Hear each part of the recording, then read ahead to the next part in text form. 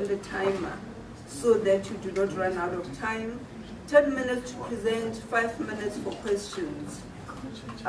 Please, when you ask questions, audience, please be as brief as possible and straight to the point so we do not waste time. When you're answering your questions, also try to be brief so that at least we get the gist of your answer. Okay, we are ready to go, right? Yes. Yes. We said Chauke is not here, so the first person is Tlotse. Please give everybody a round of applause whenever they come here so that, you know, they feel good about being coming to Chauke.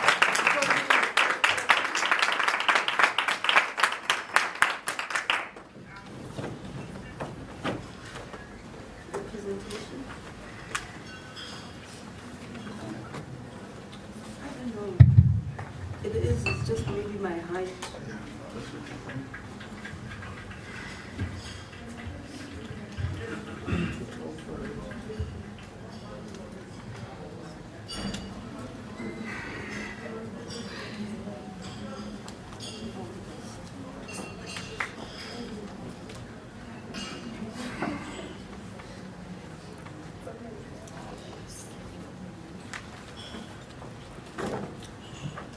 Good morning, everyone. I am Tlotse Makona Violet, and I am doing my Master's in Development Planning and Management at the University of Limpopo.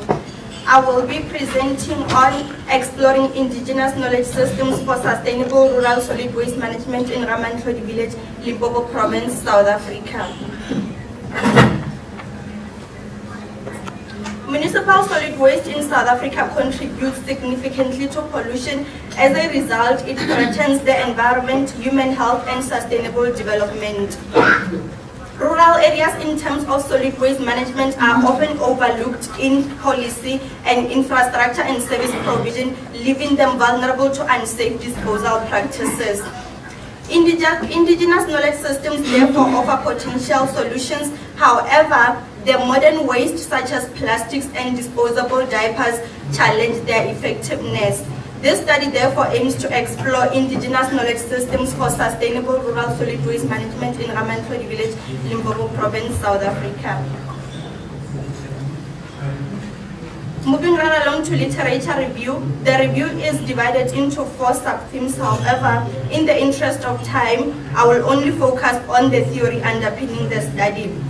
This study adopted the theory of community development, which was developed by Zimmerman in 1995. The theory stipulates that it is very important for communities to be empowered so that they can take control and ownership of their own development programs. And in this context, it would mean that rural areas in South Africa will have to be empowered so that they can take control and ownership of their solid waste management programs. For the methodology, this study adopted an exploratory qualitative research design to explore indigenous knowledge systems for sustainable rural solid waste management in Ramantlodi Village. The primary data was collected using focus group discussions as well as interview schedules. The focus group discussions were used to collect data from households in the village, whereas interview schedules were used to collect data from 3 key informants, which were the village headman, the ward councillor, as well as the Bloemberg local municipality representative. The secondary data, on the other hand, was collected from library databases, institutional repositories, as well as official government websites. The data was sampled, participants for the study were sampled purposively, particularly using expert sampling as well as maximum variation sampling. Expert sampling was used to sample the 3 key participants or key informants, which were the village headman, the ward councillor,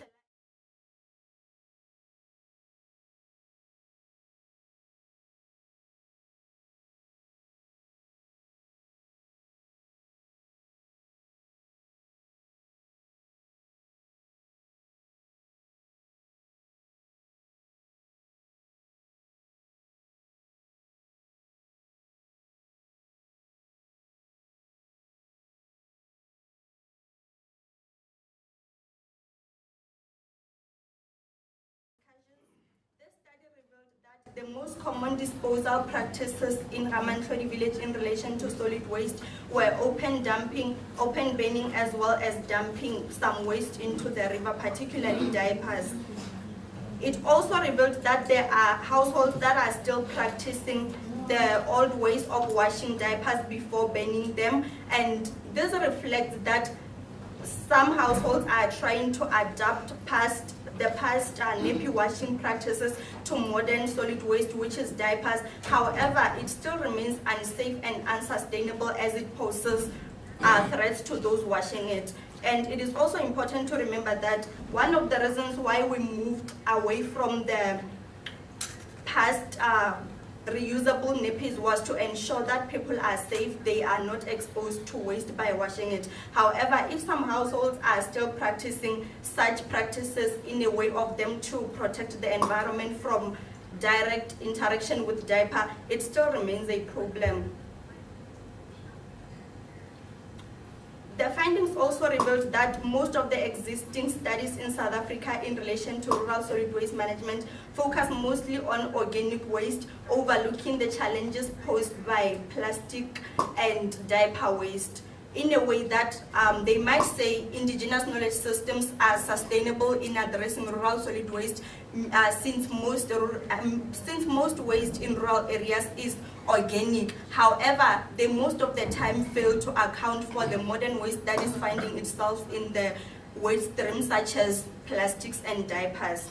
The study also revealed that there is a heavy reliance on municipal solid waste services in Ramantlodi village, and such services are limited because of resource and infrastructure constraints, and as a result, this weakens the effectiveness of indigenous solutions in ensuring that they are assisting in the integration of managing solid waste, in a way that if residents in Ramantlodi village were adapting practices such as composting, communal cleanups, it will meet them halfway in a way that it will ensure that most of the organic waste is managed using those sustainable indigenous knowledge systems, and the limited infrastructure and services that are provided by the government or the municipality will be left to address the other modern waste such as plastics and diapers. This study therefore concludes that sustainable indigenous practices remain underutilized in rural areas such as Ramantlodi village. It also concludes that rural areas rely heavily on formal systems that were designed for urban contexts, despite resource and infrastructure constraints in rural areas, given the fact that rural municipalities do not even collect the rates. Ramantlodi residents have not taken collective ownership of solid waste problems, and this leads to unsafe disposal practices. And as a result, these challenges not only reflect municipal failures, it also reflects that the community itself has not taken it upon themselves to ensure that they use the already existing resources that they have. In this case would be indigenous knowledge, to ensure that they address their solid waste management problems. This study therefore recommends that there should be education and awareness campaigns through municipal and school partnerships to highlight and give awareness on the health and environmental risks of using unsafe practices such as dumping solid waste into the rivers, particularly diapers. It also recommends community education on safe adaptation of indigenous knowledge systems such as composting and sorting, while discouraging unsafe improvisations like washing disposable diapers before burning them. Lastly, this study recommends that there should be a community initiative whereby the community comes together and they group themselves to embark on a community cleanup initiative whereby they can take turns cleaning the community, and that would show that they are taking initiative in addressing their own solid waste problem to meet the municipality halfway, instead of solely waiting for the municipality to bring services, knowing very well the challenges that we are facing in regards to service delivery in rural areas. And that marks the end of my presentation. Thank you.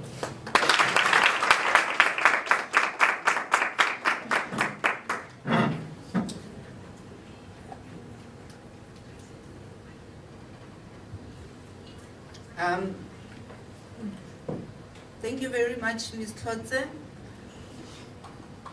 It's time for, she did very well time-wise. Time for questions, comments, anything, suggestions, recommendations for her to improve if there are any. There is a roving mic that will help. Good morning, how are you? Good, thanks. How are you? Interesting study. Mine, it's not really a question. It's more of a clarity. Perhaps you have indicated it, I've missed it. So, or you will educate me to a certain extent. My understanding with indigenous knowledge systems, they should be existing, and they should have been practiced back then, for lack of a better way, right? So, I'm struggling to connect or to get an existing system that which, if we don't want to use the modern way of littering, for example, we can resort to that very system in order to mitigate the pollution of diapers that we're talking about. Because my understanding is, if we are simply just throwing diapers everywhere, to me doesn't sound like an indigenous system issue. I understand in townships, urban areas, there will be those, collection of garbages and so forth. But in rural areas, we normally just find a spot and dump that thing, or sometimes we ban these things. Are you trying to say that is the indigenous knowledge system that you are having? Or is there an indigenous knowledge practice that we are not using that can assist us to avoid just dumping or banning? I think that's what I'm getting a bit of banning those diapers. That's what I'm getting a bit lost. Before you answer, any other question? So that you take all of them together. Can I just request that if you're asking a question, you stand for the camera. Yes. No other questions. Okay. The focus here is to find a way to integrate limited municipal infrastructure with indigenous knowledge systems. Therefore, it is important to remember that the indigenous knowledge system that was existing in the past, that is still even practiced in some rural areas, not in all rural areas, because as we are moving towards modernization, certain rural areas are abandoning such practices, right? Therefore, indigenous knowledge systems might not necessarily be effective in managing the modern waste that has found itself in the waste stream, such as diapers, which is why it is important to integrate. Remember, this study does not only focus on diaper waste management, it focuses on solid waste management as a whole.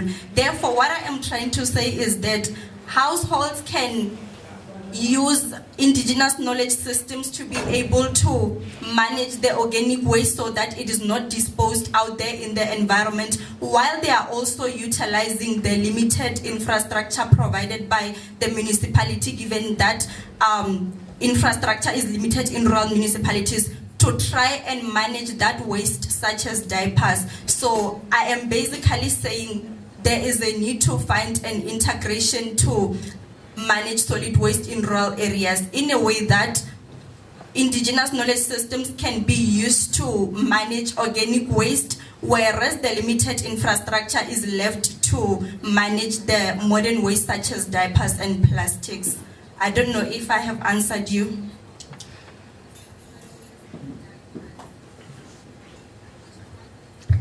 Thank you. Any other question? Going. Thank you very much. Give it up for Ms. Klotze.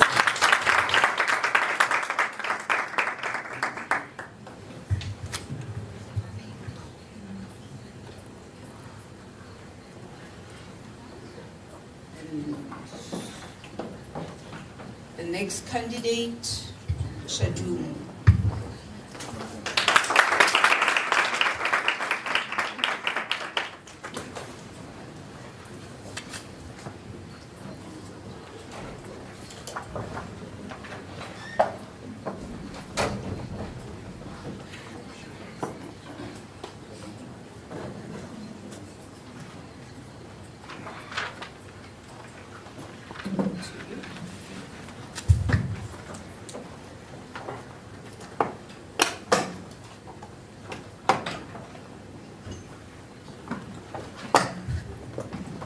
Good morning, everyone. Before you is Shadung Ramaisala Velemina, and I'll be presenting to you climate change and electricity generation on agricultural productivity for the selected Western and Southern African countries.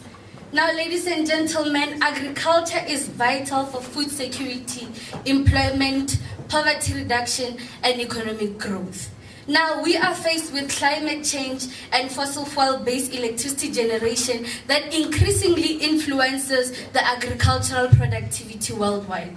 Now, this study, the background of this study is that the sub-Saharan Africa depends heavily on agriculture, yet productivity remains below the global averages due to low mechanization, limited irrigations, and climate vulnerabilities. Now, Southern Africa relies largely on coal-based electricity generation, while several Western African countries depends on oil-based electricity generation.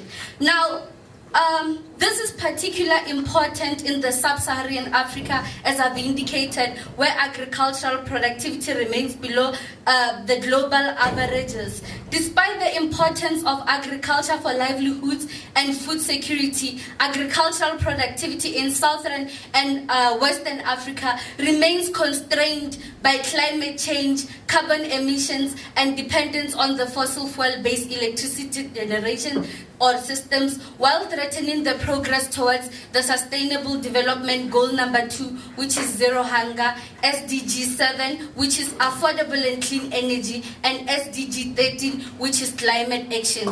Therefore, the aim of this study is to actually examine the effects of climate change and fossil fuel-based electricity generation on agricultural productivity in the selected Southern and Western African countries.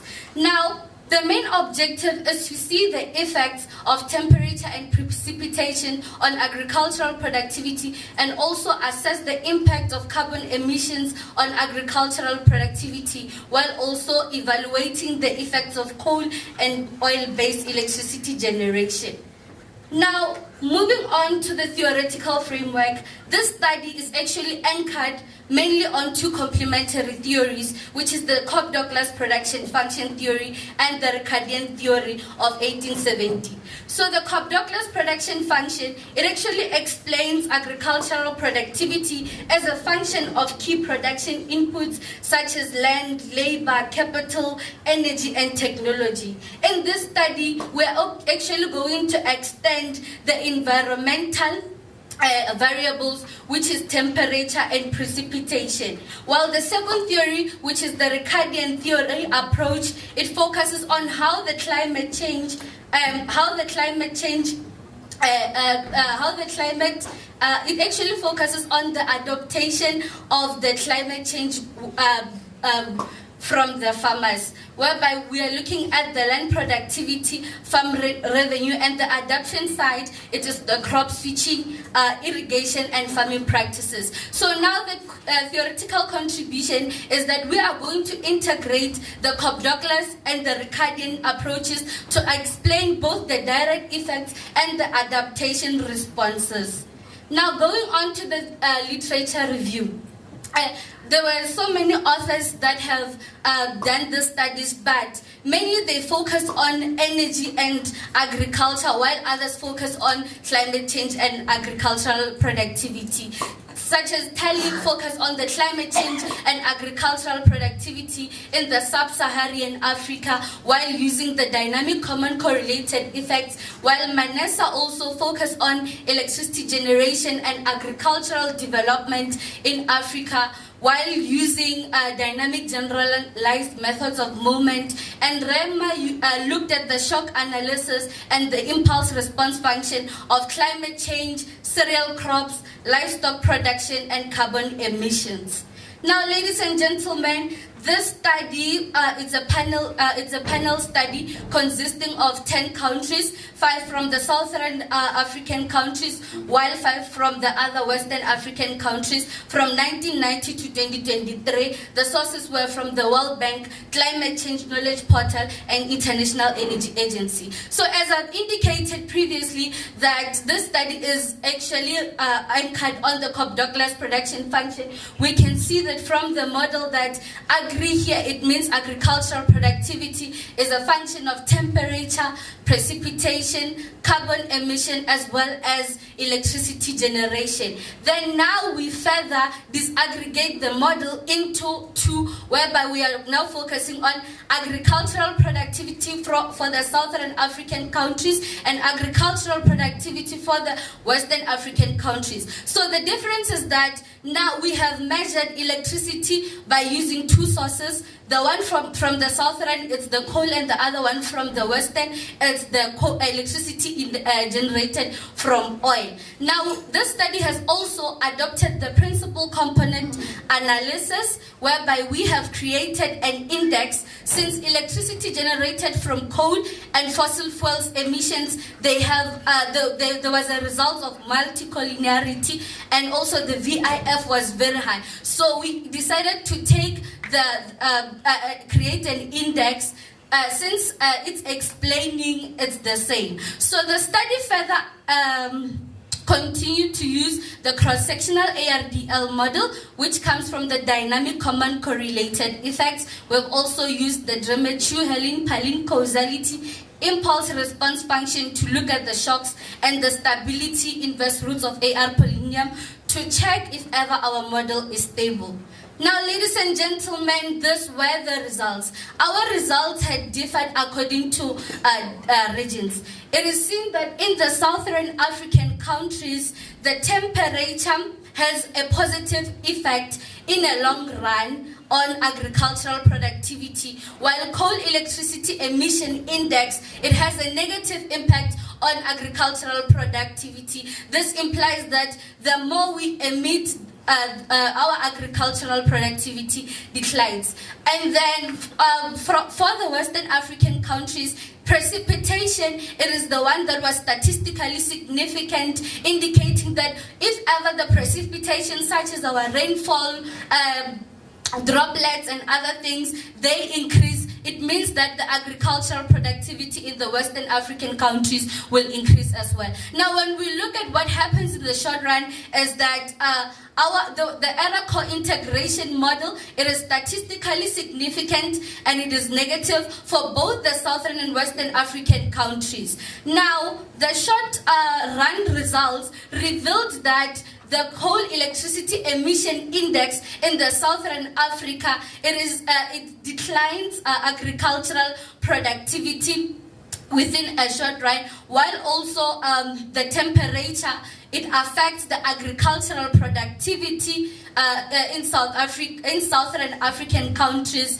When it increases, also the agricultural productivity increases. When we look at the Western Africa, it is seen that our precipitation is the same, whereby when it increases, the agricultural productivity increases as well. So now when we look at the predictors or the Granger causality, it is seen that the agricultural sector increases temperature, while also, the agricultural productivity, it predicts temperature, while also the coal electricity emission index also predicts the agricultural productivity in the Southern Africa.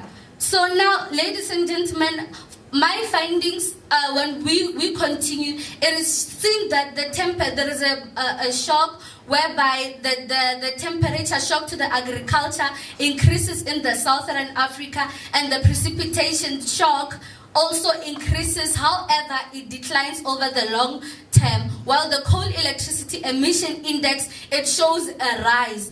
then when we look at the Western African countries, it is seen that both precipitation, carbon emissions, as well as electricity generated from oil declines over time, declines gradually. The diagnostic stability tests, they are within the cycle, which shows that our model is stable. Now, ladies and gentlemen, the conclusion is that this study reveals significant regional differences in the determinants of agricultural productivity in the Southern and Western Africa. Agricultural productivity is strongly constrained by fossil fuel-based electricity generation and coal emissions in the Southern Africa, while the Western Africa agricultural productivity is more sensitive to the climatic conditions, particularly precipitations. Hence, the policy responses must be tailored to each region's dominant challenges while promoting sustainable development. Now, we recommend that Southern Africa, it focuses on energy and emission, while the Western Africa, it focuses on the climate adaptation. Now, the effective policies today will transform our environment, strengthen agriculture, and also secure a sustainable future for generations to come. So this study actually contributes to the SDG 2, 7, and 13.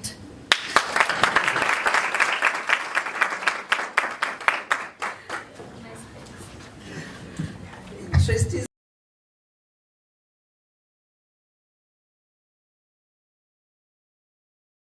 Just a reminder, when you ask questions, please make sure you stand up so that they can capture you properly. Any questions? Any questions?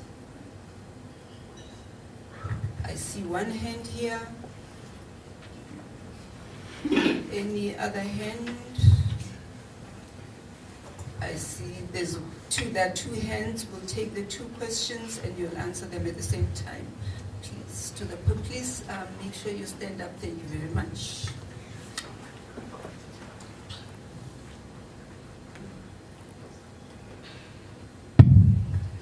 Good morning. My name is Ngobeni Ponzo, a fourth year student, Bachelor of Accountancy.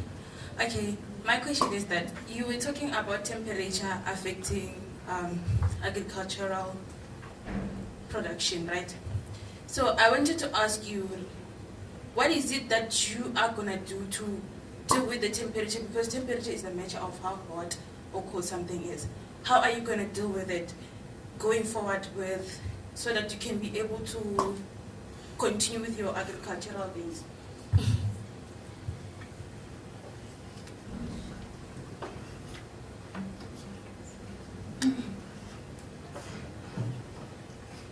Good morning. Yeah. You mentioned something about the use of coal and other countries using oil, something like that. Is there any problem for like a country like ourselves, using coal? Because we have a lot of coal, yet we are forced by the West to change the way we generate our electricity. Another question is about, you said your study, you are using a panel study.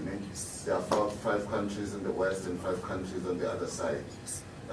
Is the data, I understand it's a secondary data, is the data that you have reliable? Because my understanding is that these countries, they submit these reports for the sake of submission. But if you go to those countries, you'll find a different story altogether. Do you think that the data that you have from the World Bank is reliable? Thank you. I'm Professor Macho. Oh, sorry. Okay, thank you. The first question was, is the way we are seeing that their temperature rises and it affects agricultural productivity, what are we going to do to deal with the temperature, right?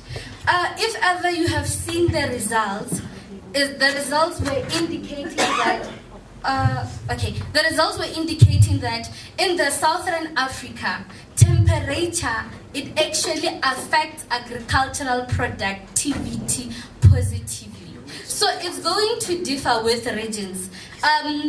If you look at the Western Africa, they have a lot of rainfall compared to us here in the Southern Africa. And also, if you check, as we are mainly, if ever it's flooding for Southern Africa, in the agricultural sector, they will mention it on the news that El Nino is arriving, agriculture products will become expensive and stuff like that. So precipitation for us is a problem, but temperature for us in the Southern Africa is not a problem.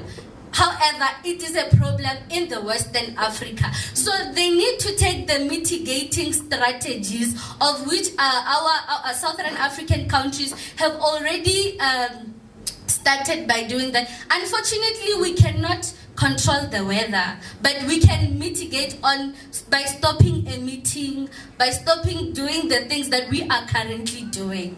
I hope I answered your question. So the other question, sorry, is the use of coal and oil. Is there any problem that our country uses coal? South Africa is actually the #1 emitter in the African continent. So it is a serious concern for South Africa. Yes, it is good that we are producing our electricity using coal. However, we are the biggest emitters in the world. So that is why they introduced the just energy transition, to move away from, not necessarily moving away, but have precautionary measures when we are using a coal. Let us not emit too much, but try to mitigate the way we are currently emitting. In terms of the data, actually I trust the World Bank sources. I won't say that they are wrong and stuff. It's not in my position to judge them. Thank you.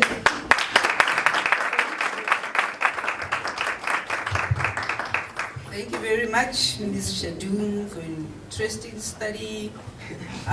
Yes, I was just wondering if there's a positive relationship between temperature and agricultural productivity instead of a positive effect, because extremes of temperature can be something else.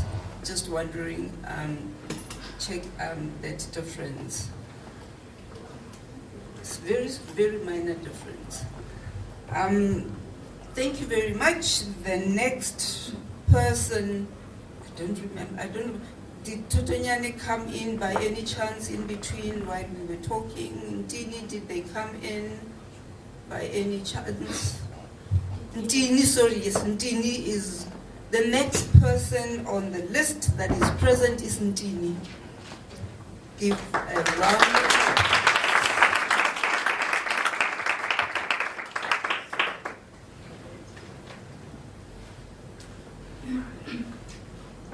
Let's give her some love.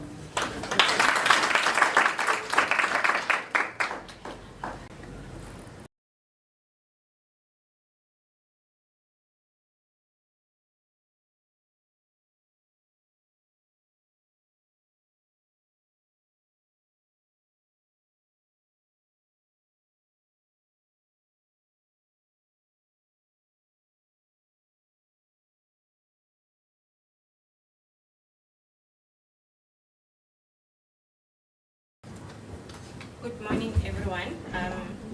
My name is Lerato Ntini, and I'm here to present a study titled Power Infrastructure, Energy Prices and Investment on Mining Industry Performance in South Africa. So the motivation for this study is the importance of mining to South Africa and the persistent energy challenges affecting the sector. Previous studies show that electricity supply and energy prices significantly affect mining performance, but most studies examine these factors separately. Therefore, this study addresses the gap by examining the power, infrastructure, energy prices, and energy investment together, while also investigating their short-run and long-run relationship and causality. The findings are intended to provide evidence that can assist policymakers and mining stakeholders in improving energy planning, infrastructure investment, and mining sector performance. Moving along to problem statement, the mining sector in South Africa is highly dependent on reliable and affordable energy, and then the sector is energy intensive, consuming up to 10% of global energy. making it particularly vulnerable to energy disruptions. And the sector significantly contributes to the GDP, generates a large share of export earnings, and employs around 475,000 people. The sector has experienced declining performance, and then the major mining companies such as Kumba Iron Ore have faced output cuts, restructurings, and job losses due to really inefficiencies, high electricity costs, and inefficient energy investment. The research aim and objective of this study, the aim of the study is to investigate the impact of infrastructure, energy prices, and energy investment on the mining industry performance for a period of 1990 to 2025. And then the objectives of the study are to examine the short and long-run relationship between power infrastructure and mining industry performance. The second one, assess the short and long-run relationship between energy prices and mining industry performance. The third one, evaluate the short and long-run relationship between energy investment and mining industry performance. And lastly, to analyze any existence of causality between power infrastructure, energy prices, and investment on the mining industry. And then as for research questions are in line with the objectives. This study is based on 3 theories. The first one is new classical growth theory, which was developed by Robert Slow in 1956, which explains how labor accumulation, capital accumulation, and technical innovation drive economic growth. And then in the context of the mining industry, investment enables firms to acquire advanced machinery, improve infrastructure, and adopt efficient technologies. And then the second theory is energy-led growth hypothesis, which suggests that energy availability and consumption are key elements that stimulate growth in the economy. Therefore, reliable energy supply enhances productivity, while shortages and high cost hinder production. So the last one on theories, we have accelerated theory of investment, which suggests that changes in output demand are what motivate investment. So poor power infrastructure increases uncertainty and production risk, discouraging firms from investing. Then we have an empirical literature review table. The empirical literature shows that energy and power infrastructure are important determinants of mining and industrial performance. Studies such as 2025 and Mutle 2022 found that electricity supply positively affects mining sector. However, most existing studies examine these factors individually, and they do not simultaneously investigate short and long-run relationship and causality. Therefore, this study addresses an important gap by examining power infrastructure, energy prices, and investment together and analyzing their relationship with mining performance in South Africa. The research methodology, this study actually employed quantitative approach, and then we used secondary data from World Bank database and St. Louis database for the period 1990 to 2025. Then the model specification, we are having 2 models. The first one is a functional model, and then we have our Y variables, which is mining industry performance, which is shown as MIP is equals to the function of PI, which is power infrastructure, and then EP, which is energy prices, and EI, which is investment, ER, exchange rate, and then NES, which is nuclear energy supply. For the sake of time, I'm not going to read out the linear regression model. The research methodology results. Table 1 is the unit root test results. The stationarity results indicate that the variables have a different order of integration, with the variables classified as either at level or difference at first level, and none reported as being integrated of order 2, which is difference at And then these findings support for the use of auto-regressive distributed lag, which is ARDL, bounds testing approach because the method accommodates a mixture of level and phase difference. The bound co-integration test, which is the table 2, we have the bound integration test provides evidence of a long-run relationship among the variables. And then the calculated F statistics of 5.92 exceeds the lower and upper bound critical value of 2.910 and 4.193 at 5% significance level. Therefore, the null hypothesis of long-run relationship is rejected, indicating the existence of statistical significance long run among the variables. And then moving along to ARD, table 3, ARD results summarized. The ARD shows that power infrastructure and energy investment have significant negative long-run relationships with the mining performance, while the exchange rate has a significant positive long-run relationship. Energy prices and nuclear energy supply is significant in the long run, while mining investment is significant at the 10% level. In the short run, power infrastructure, energy prices, and nuclear energy supply have significant negative effects, whereas the exchange rate is insignificant. The error coefficient of minus 0.890437 is negative and significant, indicating that approximately 0.4% of short-run disequilibrium is corrected within one period. Therefore, overall, the results confirm a stable long-run equilibrium relationship among the variables with relatively rapid adjustment following short-run shocks. In conclusion, the study concludes that mining performance has a significant long-run and short-run relationship with energy and infrastructure variables. The results confirm a strong long-run equilibrium relationship with about 89% of this equilibrium corrected within one period.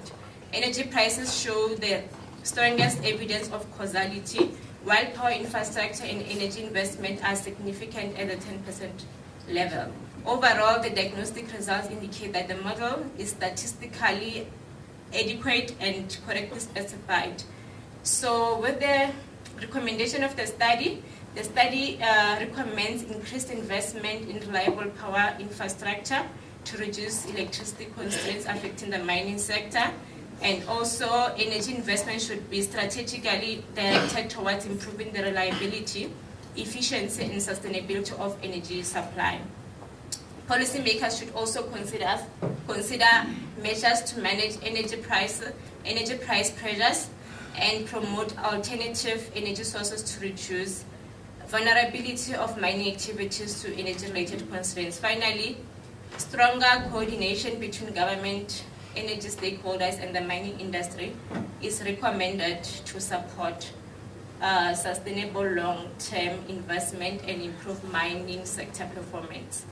Thank you.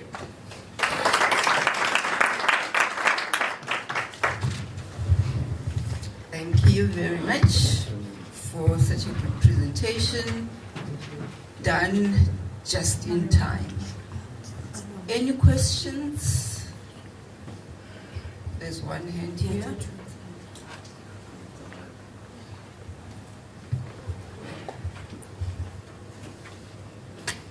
Okay, we'll take the question.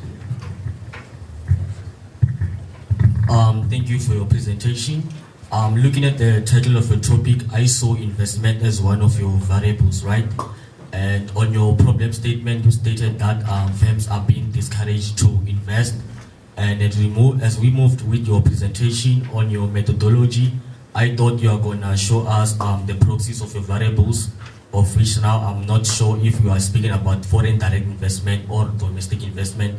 But in the case, if you are speaking about domestic investment, according to the recent statistics, it is said that domestic investment remained weak at 14.5% of GDP, we stating that like we're having a weak investment performance. So my question is that how can the government intervene in order to stimulate and attract more investment? Okay, thank you so much.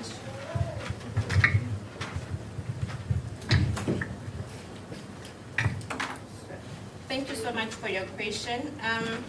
With the issue of investment, generally is for domestic investment, whereby the government will introduce just energy transition and PPA. And then to address these issues, the government industry have introduced the reforms to improve the sector, which already I've mentioned that it will be that the GET investment plan for 2023 up until 2027, and then this is just for transition towards lower carbon, more sustainable and reliable energy system.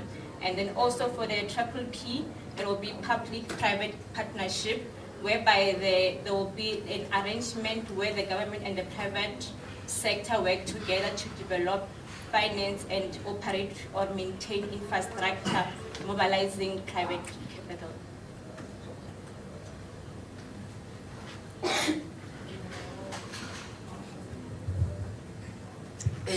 Any further questions? Going. Thank you very much.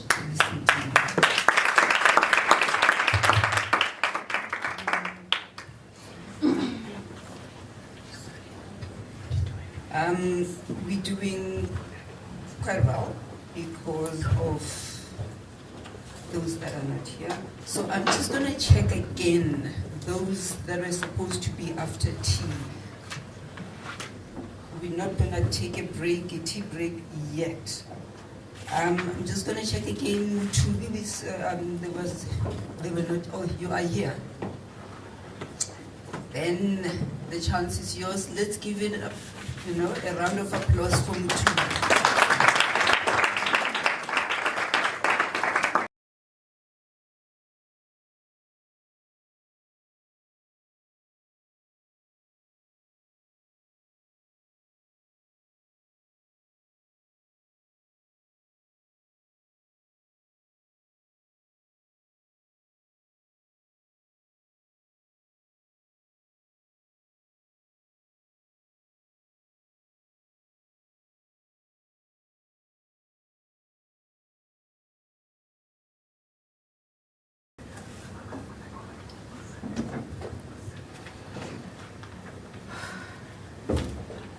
Good morning, ladies and gentlemen.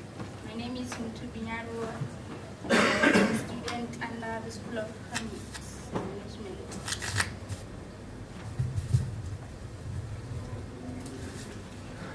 So I'll be presenting the paper under the topic which says the impact of digital transformation and energy consumption on environmental sustainability in South Africa. So environmental sustainability has become a major global concern due to climate change and increasing carbon emissions. At the same time, digital transformation is reshaping economies through internet connectivity, mobile technologies, and artificial intelligence. Digital technologies have the potential to improve productivity, resource efficiency, and environmental management. However, the rapid expansion of digital technologies has created growing concern about the energy requirements and environmental footprint. Therefore, this study investigates the relationship between digital transformation and energy consumption on environmental sustainability in South Africa. So the problem is that South Africa is experiencing a rapid digital transformation through increased internet use, mobile technologies, artificial intelligence, and digital infrastructure. Although digital technologies can improve efficiency and productivity, their expansion also increases electricity demand. The International Energy Agency estimates that data centers consumed approximately 415 terawatts per hour of electricity globally in 2024, equivalent to about 1.5% of global electricity consumption. Data center electricity consumption is projected to more than double to approximately 945 terawatts per hour by 2030. This is particularly concerning for South Africa because its electricity system remains heavily reliant on carbon-intensive energy sources. So the aim of the study is to investigate the impact of digital transformation and energy consumption on environmental sustainability in South Africa. And the objectives are to examine the effect of digital transformation on environmental sustainability, to determine the impact of energy consumption on environmental sustainability, and also to examine the causality between the variables. So this study will use 3 theories. The first one is environmental Kuznets curve by Grossman and Kruger in 1991. And then the theory suggests that environmental degradation initially increases as country develops because economic growth is accompanied by industrialization and greater energy consumption. However, after a certain level of economic development, environmental degradation may begin to decline as countries adopt cleaner technologies, improve efficiency, and implement stronger environmental policies. The second one is ecological modernization theory by Haber in the 1980s. And the theory argues that technological innovations can help societies improve environmental performance while continuing to develop economically.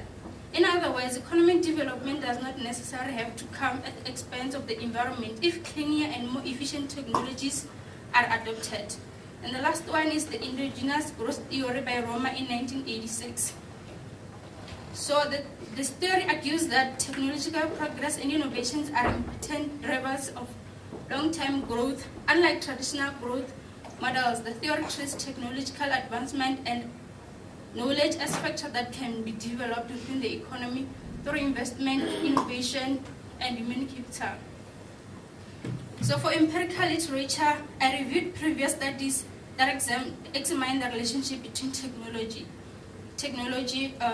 energy consumption, and environmental sustainability. And I found the following. So ATU and others in 2021 using ARDL dolls and FMOLs in South Africa for the period 1970 to 2019, they found that ICT and fossil fuel consumption increased CO2 emissions while renewable energy reduced emissions. At Bio and others in 2023 using ARDL, they found that environmental technologies reduce CO2 emissions while economic growth increased the emissions. Bodega and Ngepa in 2024 using dynamic ARDL, they found that technological innovation reduced emissions while energy consumption increased environmental degradation. So these studies are closely related to my research because they also examine the relationship between digital transformation and environmental sustainability in South Africa. However, my study extends the existing literature by examining the digital transformation alongside energy consumption using the annual time series data. So the study will use annual time series data for South Africa covering the period of 1994 to 2023, and the data will be obtained from the World Bank. So the functional form of the carbon emissions is there, and then also the econometric model, where in the model carbon emissions is the dependent variables, and explanatory variables include individuals using the internet, mobile cellular subscription, energy consumption, and GDP per capita. So the coefficients represent the parameters to be estimated, while the intercept capture the baseline of the consumption. And the error term represent other factors affecting consumer spending, carbon dioxide emissions that are not included in the model.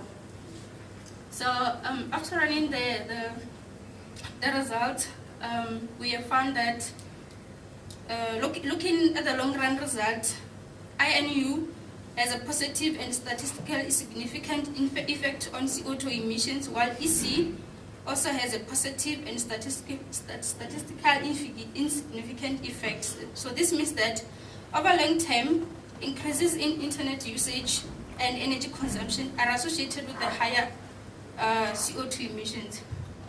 And then MCS is significant only in the short run, while GDP per capita has a significant negative effect in the short run.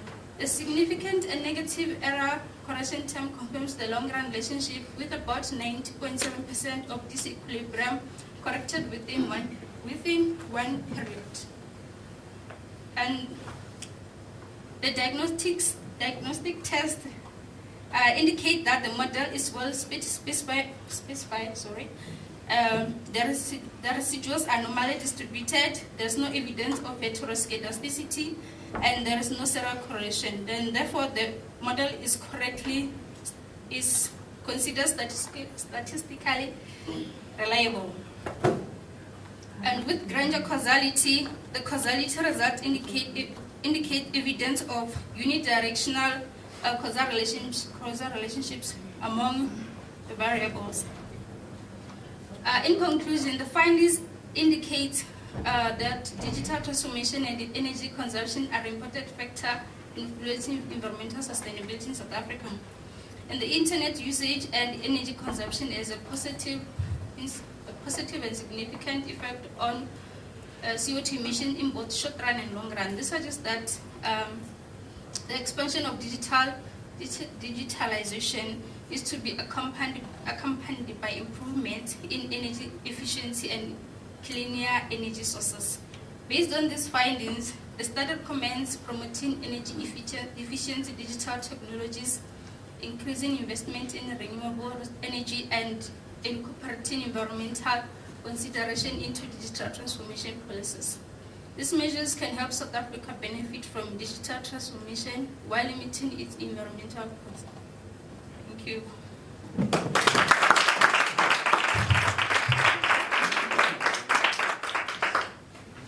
Thank you very much for such a brilliant presentation with a minute to spare. Any questions from the floor? I see 2 hands.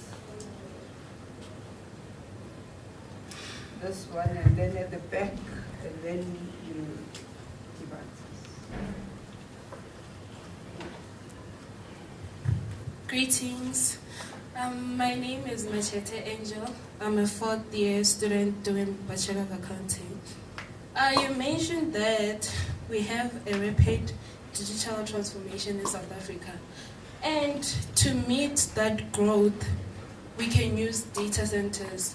My question is, with the current information that we have about the impact of data centers to the community, do you think it is a sustainable way for us to deal with this rapid digital transformation?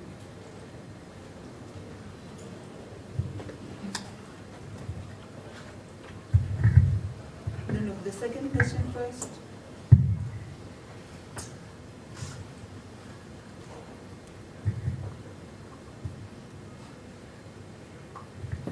Is it me? Yes. Oh, Please okay. stand. Please stand. Thank you. Oh, nice study.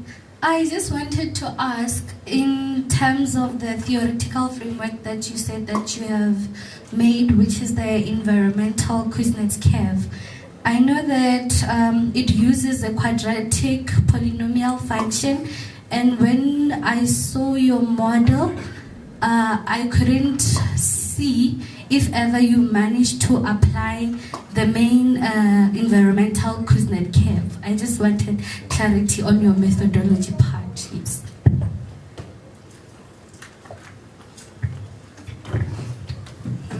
Morning again. Okay, my question is that how can governments encourage sustainable digital transformation?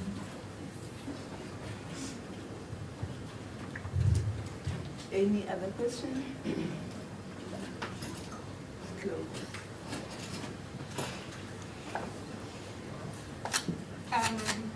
With the first question,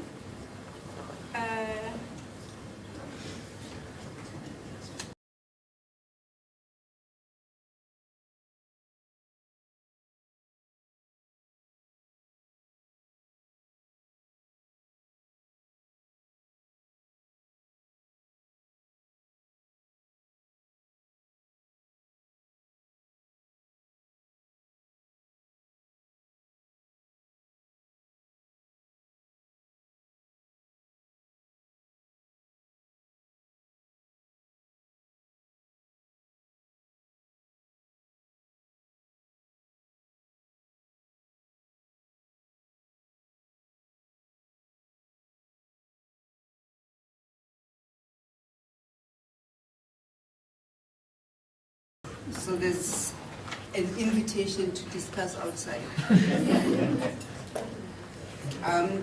Just to verify again, the Chuma was not here. Oh, you're here now. Let's take Chuma to come and present.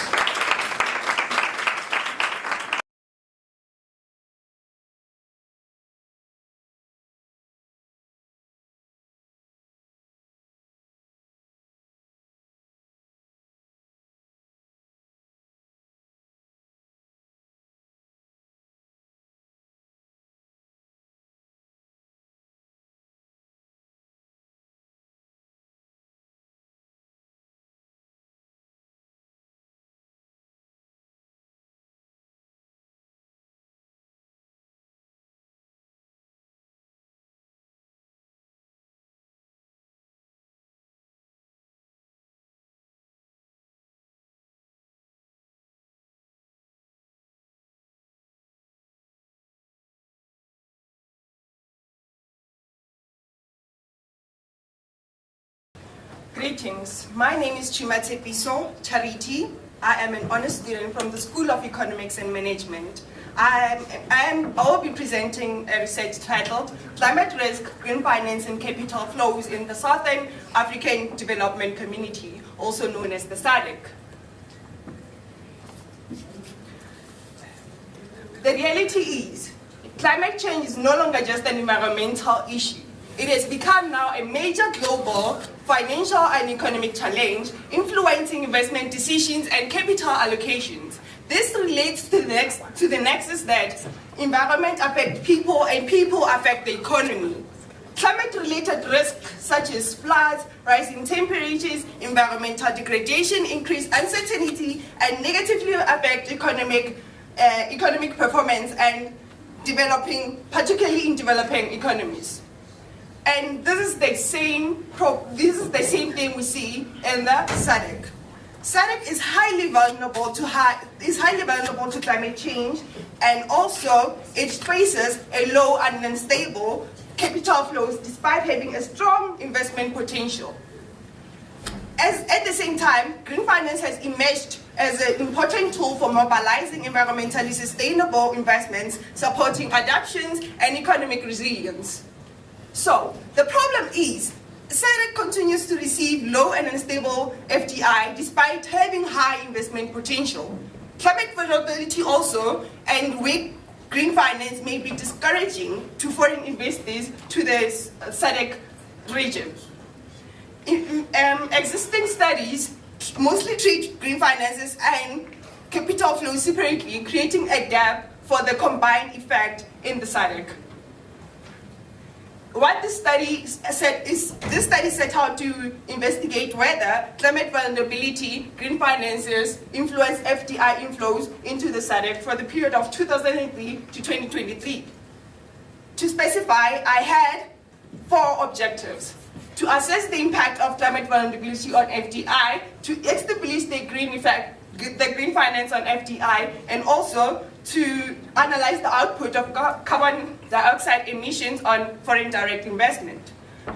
The last objective was to examine the causal relationship that exists between climate vulnerability, green finance, and foreign direct investment. To ground this, I used 3 main theories. The Lucas paradox of 1990. This explains why capital flows fails to move from rich to poor countries despite higher expected returns. Climate vulnerability and weak institutions, uncertainty, discourage investors from allocating capitals to risky developing economies. The second theory being the risk-return trade-off of Macquarie's 1952. It suggests that investors demand higher risk premium for greater risk actually. Climate shocks raise the probability of loss, pushing capital towards more sustainable and stable economies. This means that climate vulnerability is treated as an additional source of risk by the investors. The last theory being the green finance and sustainable development, it says green bonds and climate funds and green bonds, climate funds, and sustainable investment framework can finance climate resilience projects and reducing the climate-related investment risk and improving investors' confidence. Empirical literature is what ALIS studies has found. One of the ALIS studies found that climate vulnerability negatively affects FDI inflows in the developing countries, and they also found that climate-related risk influence international capital attractions. While the other studies found that between green finances and FDI, green finances positively affect FDI, also improving the foreign capital attraction.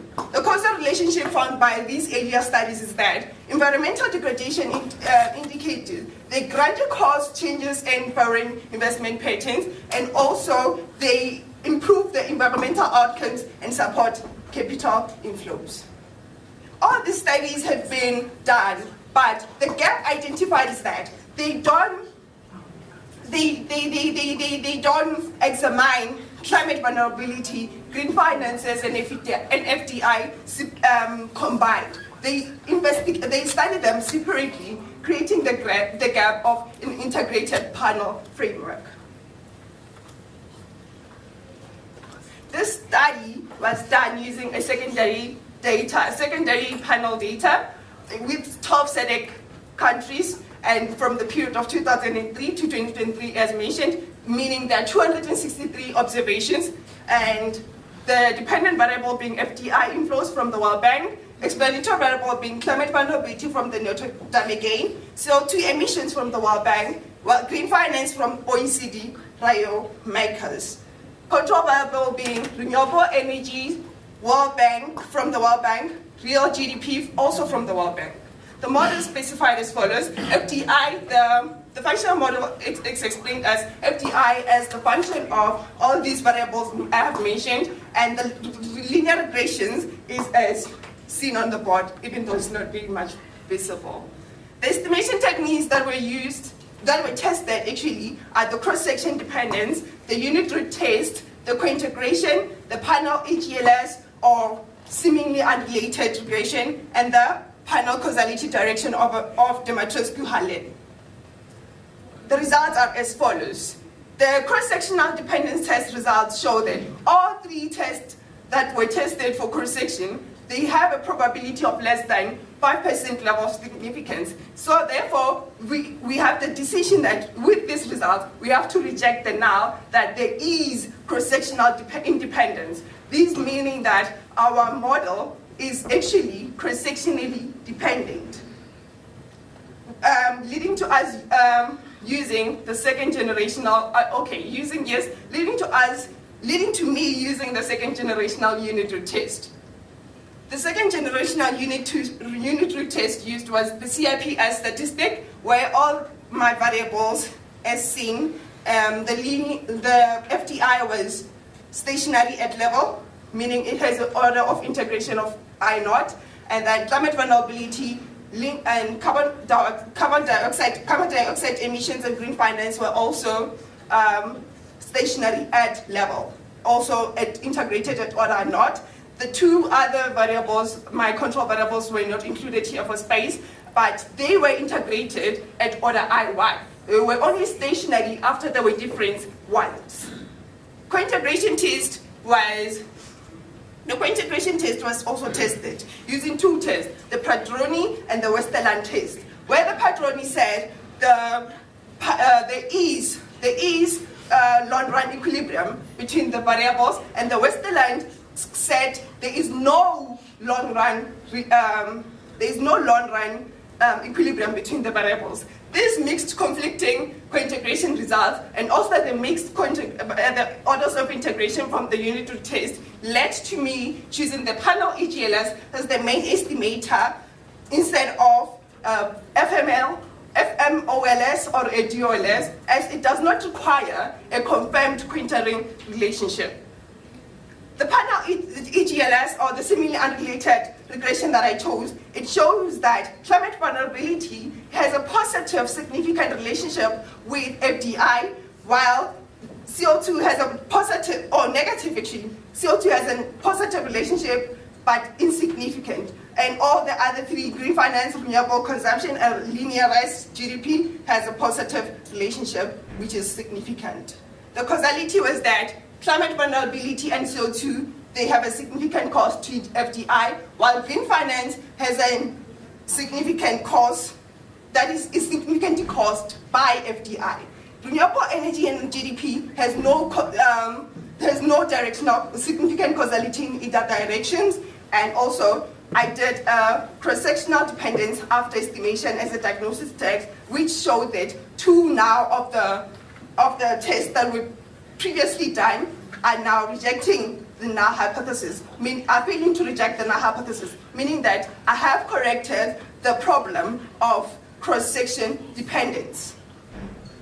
In conclusion, I can say climate vulnerability is the strongest factor reducing FDI. Green finance and renewable energy are linked into a higher FDI inflows. FDI appears to influence green finance, and more than green finance influences FDI. Overall, the findings support the view that climate resilience is critical for attracting investment in SADC, and sustainable finance can play a role in supporting and improving condition. In terms of time, I'll just say that this research aligned with the SDG Goal 8, 13, and 17. Thank you.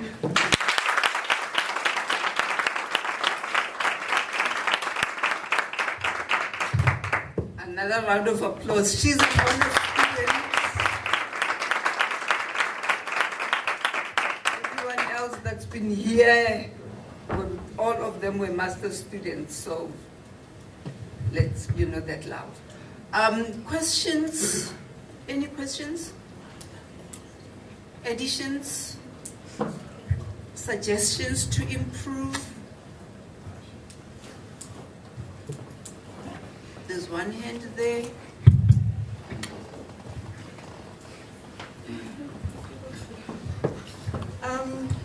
Good morning. So I have a question. You did state that SADC has the potential to attract high. SADC has the potential for high FDI and to attract foreign direct investment. So my question is, why does the SADC's high investment potential fail to translate into stable and quality FDI? Because I think for the long period we've been saying that it does have the potential, So what do you think is the reason behind that potential not becoming stable and eventually taking place? Thank you. Okay. As I said, SADC, it has a high profile, investment profile that can attract investors, right? But the problem now is we also have a very high climate risk, which investors see as a source of risk, additional source of risk, right? So in that profile, while investors see that we have a high climate vulnerability to climate change, right? But we have no policies or any infrastructures that show that we can actually be resilient or mitigate these climate issues. Therefore, they tend to move away and go to the sustainable economies instead that have resilience.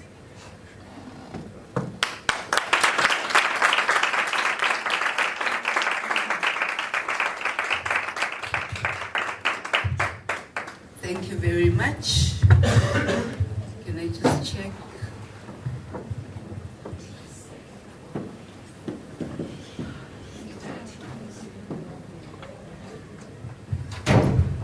Thank you. I was just verifying. We're doing a little bit well. Can we go for tea and come back at 11:10?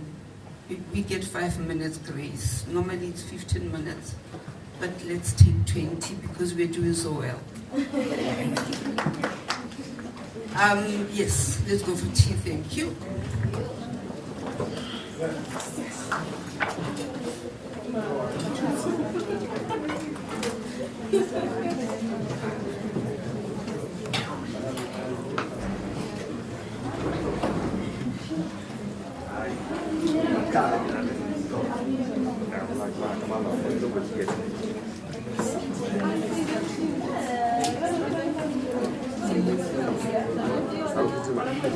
you.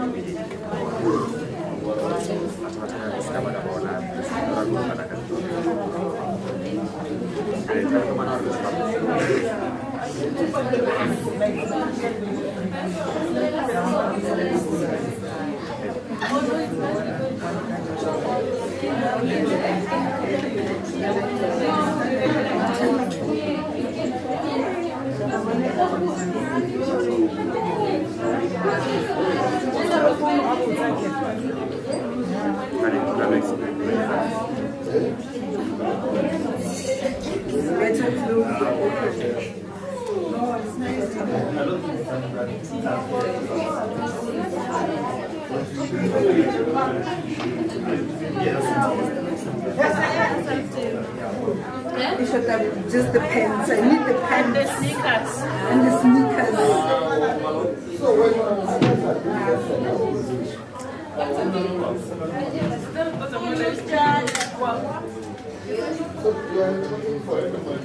There's another one with t-shirts. I'm not part of the organizing committee. That's why.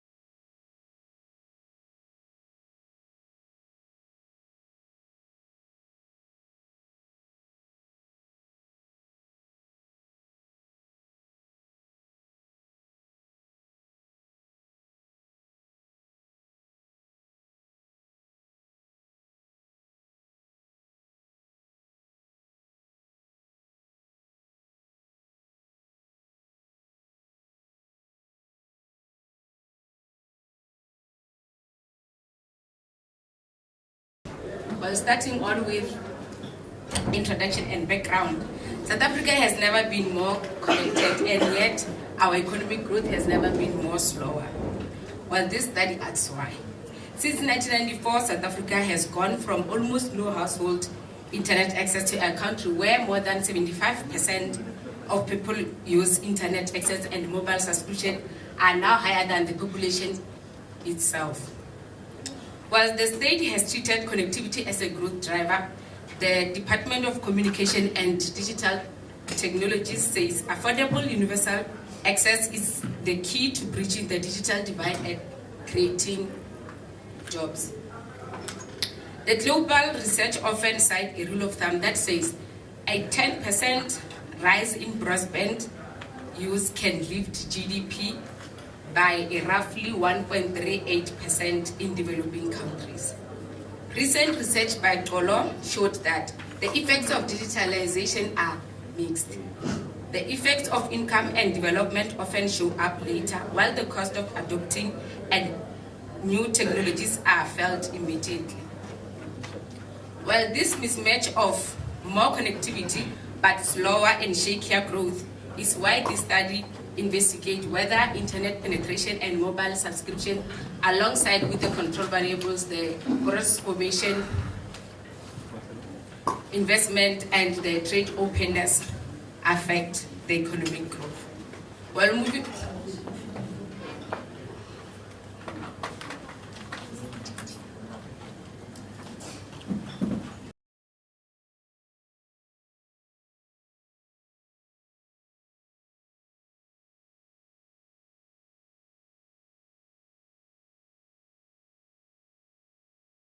Research two approaches, namely the qualitative and the analytical. Subscription, alongside with the gross capital formation and trade openness, do affect the economic growth. Well, I'm going to be combining the research objectives together with the questions to save time. Well, the first one is that the study will look at the long-run relationship. Does digital transformation matter for growth over many years? Secondly, the study will look at the short-run impact. Does it matter immediately or year to year? Thirdly, it will bring about two well-known growth drivers, the capital investment and trade openness, to see how they compare to digital transformation. Thirdly, the study will check how quickly the economy recovers back to its normal after a short-term shock in the digital indicators.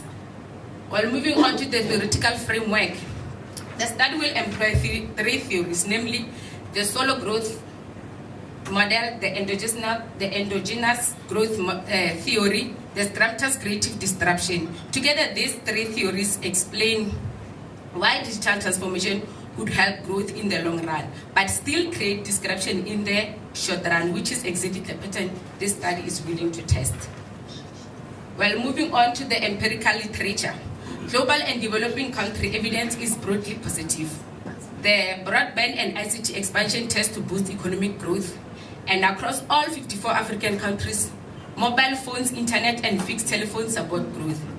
But the effect depends on this context. Internet and mobile access can actually reduce output in agriculture and manufacturing while boosting services. So, the global evidence is mixed, which is why South Africa needs its own updated empirical test. Well, moving on to the research methodologies, the study uses annual time series data and have applied the RDL. The equations are as follows. Well, moving on to the empirical findings and discussions, on the left side is the long-run result, and on the right side is the short-run result. At the bottom is the error correction result. Well, with the discussion, in the long run, internet penetration and mobile subscription show a negative relationship with the growth, as well as trade openness, while only capital formation shows a positive relationship. But none of these long-run results are statistically significant. Well, this is in line with the study of Tolo, who also found mixed, inconsistent long-run effects on digitalization in South Africa. Well, in the short run, a rise in internet penetration significantly reduces GDP growth. While this is likely caused by people and businesses who adapt internet faster than they could absorb it. Error correction model is negative and it's significant.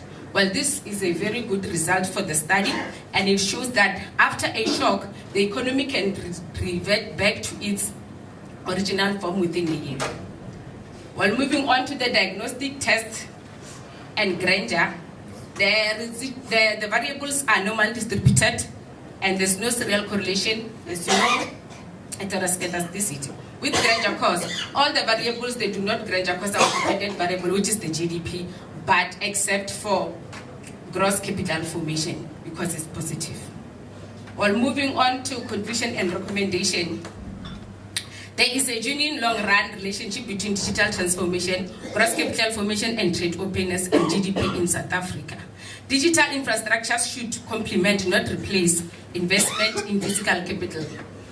Policies should prioritize lowering data costs and building digital skills so that connectivity actually converts into productive economic growth.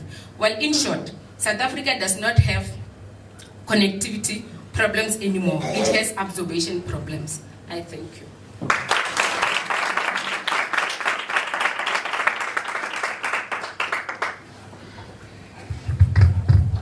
Thank you for an inspiring presentation. Very economical with time. Any questions, comments, suggestions from the floor?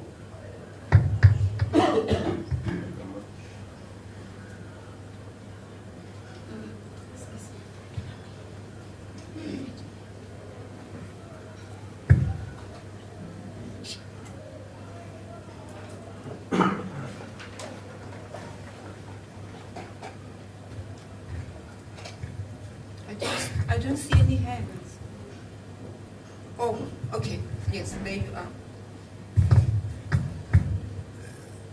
Good day. You're speaking to Dr. Putimoloto. Please, may you stand and smile for the camera. Smiling, I'm joking. Thank you very much for this opportunity.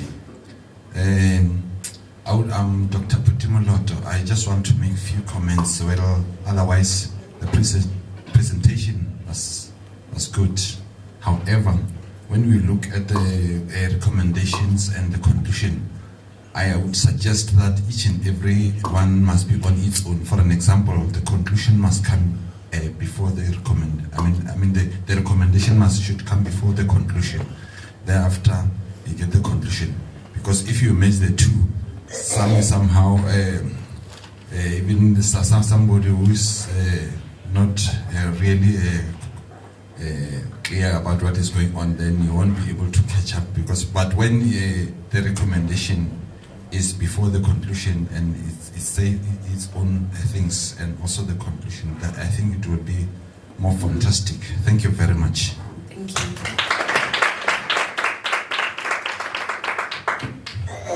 There's another hand here.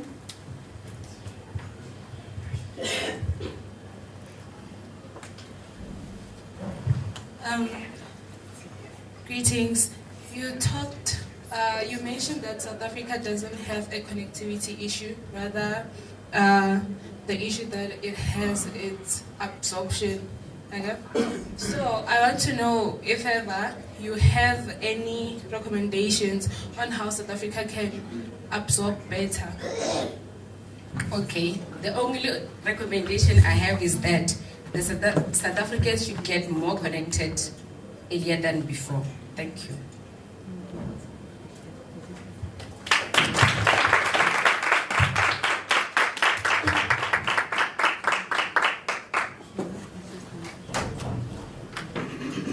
Thank you very much. That was Ms. Matabata, ladies and gentlemen. The next person, let me just confirm. Mpahlele, are you here? Mpahlele? Yes.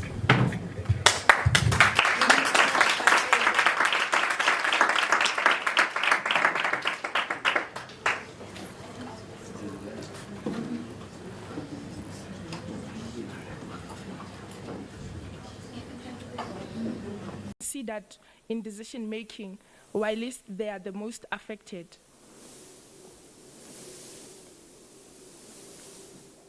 My research method will use two approaches, namely the qualitative and the analytical approach. So I'll be relying on materials found in desktop, in the library, such as legislations, journal articles, books, and cases.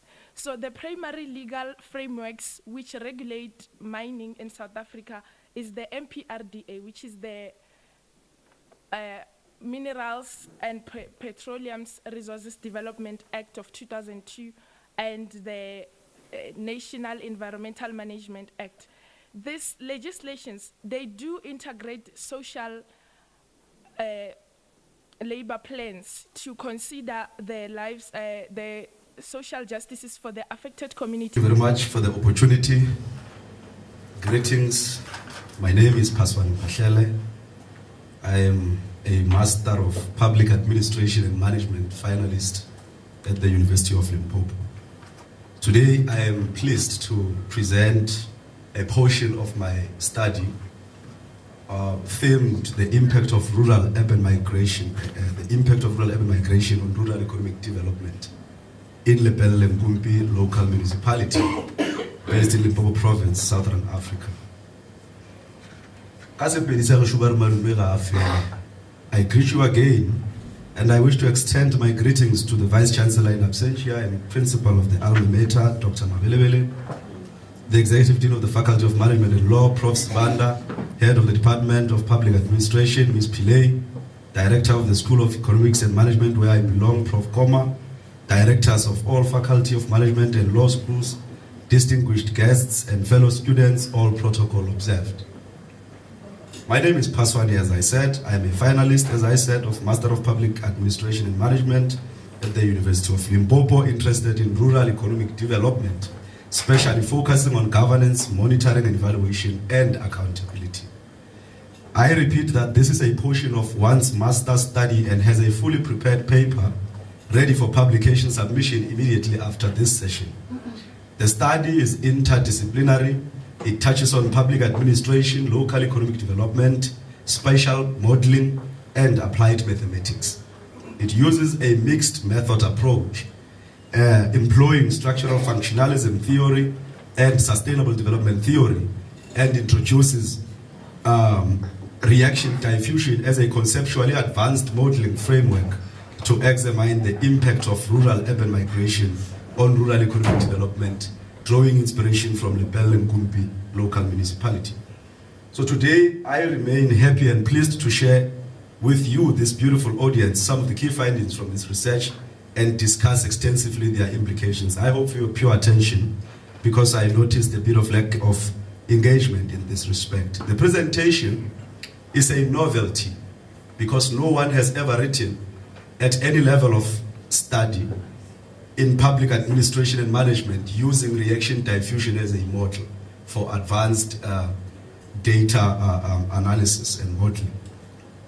So the background of our study is premised on the reality that Lepelle-Nkumpi local municipality is a victim of outward migration crises due to high levels of unemployment, poverty, poor infrastructure, poor service delivery, and unproductive economies, owing to the continued loss of localized skilled youth that would have built novel innovations for development.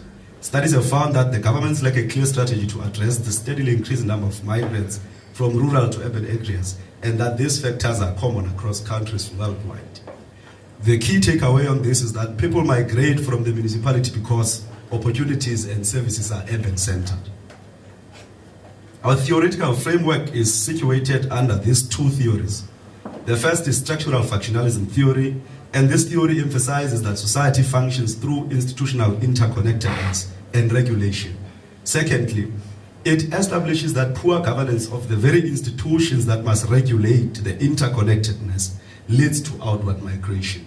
In simple terms, this theory argues that there must be a government structure or a governance structure responsible for the maintenance of the interrelatedness of the difference and elements and components of people in a society, in tradition, in culture, in beliefs, and so forth.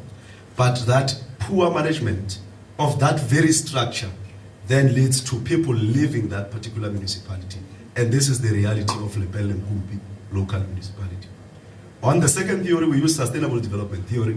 This theory emphasizes that any form of development must meet the current without compromising future needs. And in line with this work, this theory stresses that the need for good governance, effective management of resources, and most importantly, accountability should not be negotiable factors.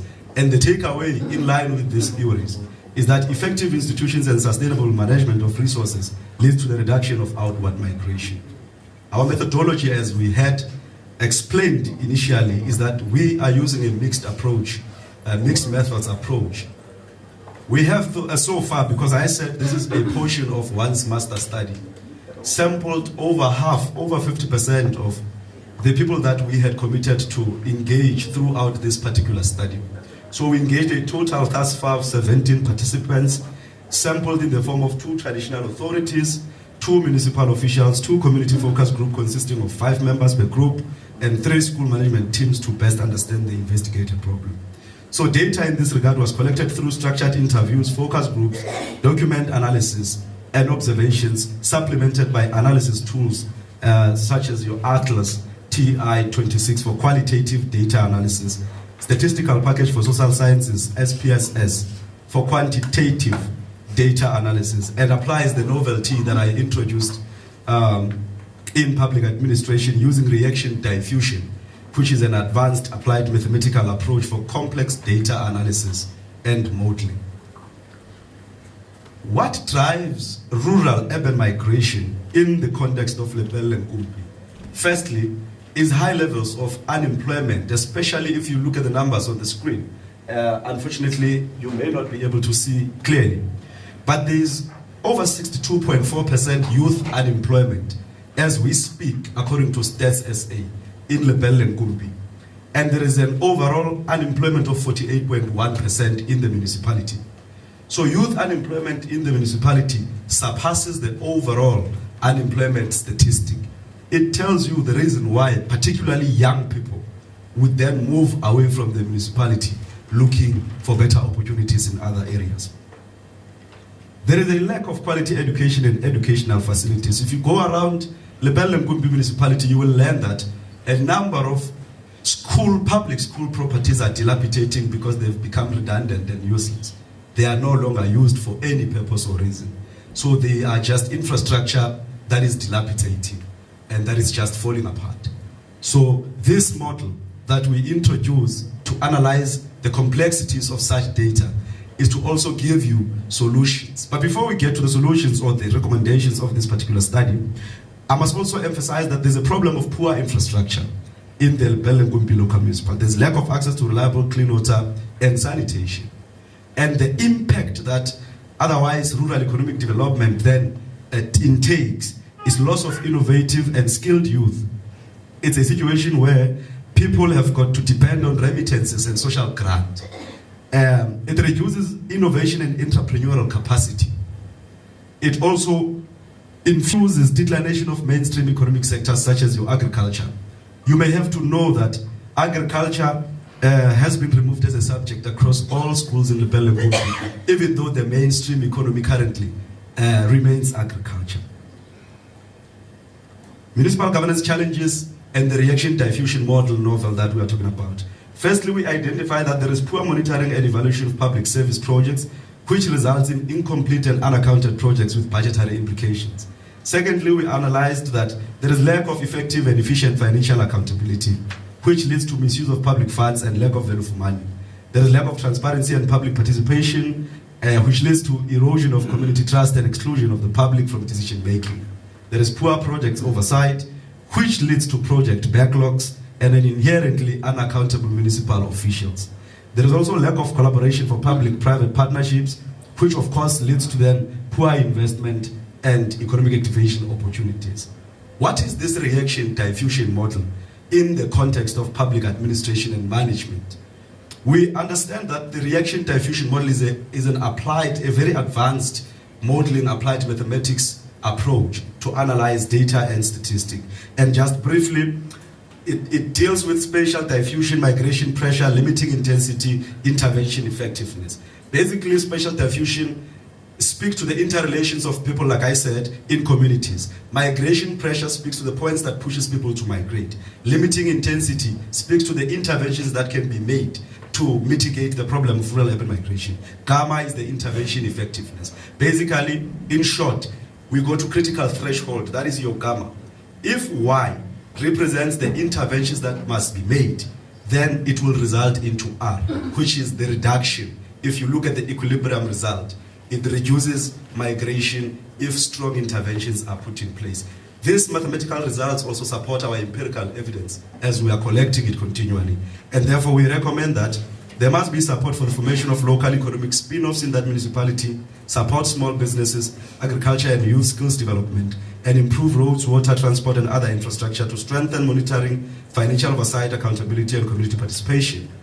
Finally and conclusively, the study concludes that rural urban migration and its negative impact on rural economic development in the local municipality is largely driven by the consequential failure of governance and the government's duty to apply strict monitoring and evaluation of public service projects.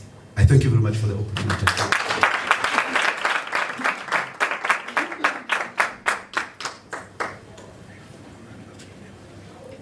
Thank you very much. Any questions for Mr. Mpahlele? I see one hand here. Any other hands? We can give while we're looking for hands.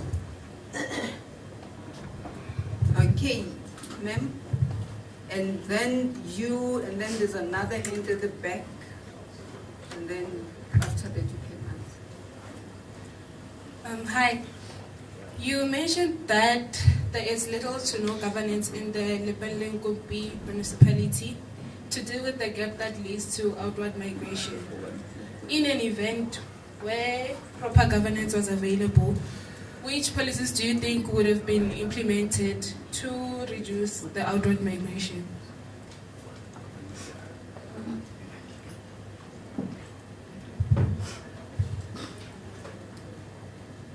The second hand.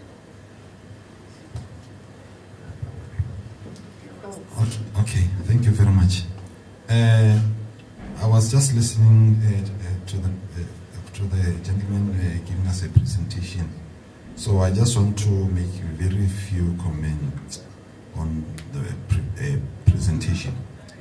So each and every time when the student is trying to articulate aspects out of his presentation, he just mentioned we.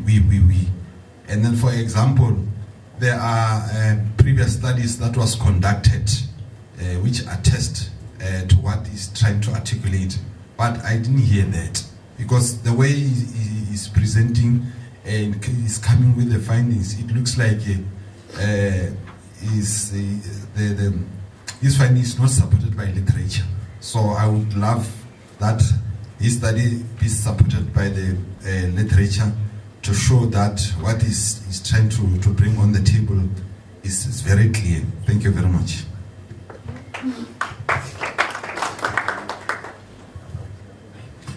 Thank you for your presentation. I just want to check if the lack of monitoring, is just one part that contributes, or it actually, because from what I heard in your conclusion, it's as if you are attributing everything to lack of monitoring and evaluation. And monitoring and evaluation, happens, at the end. So there must be all other systems first. Thank you.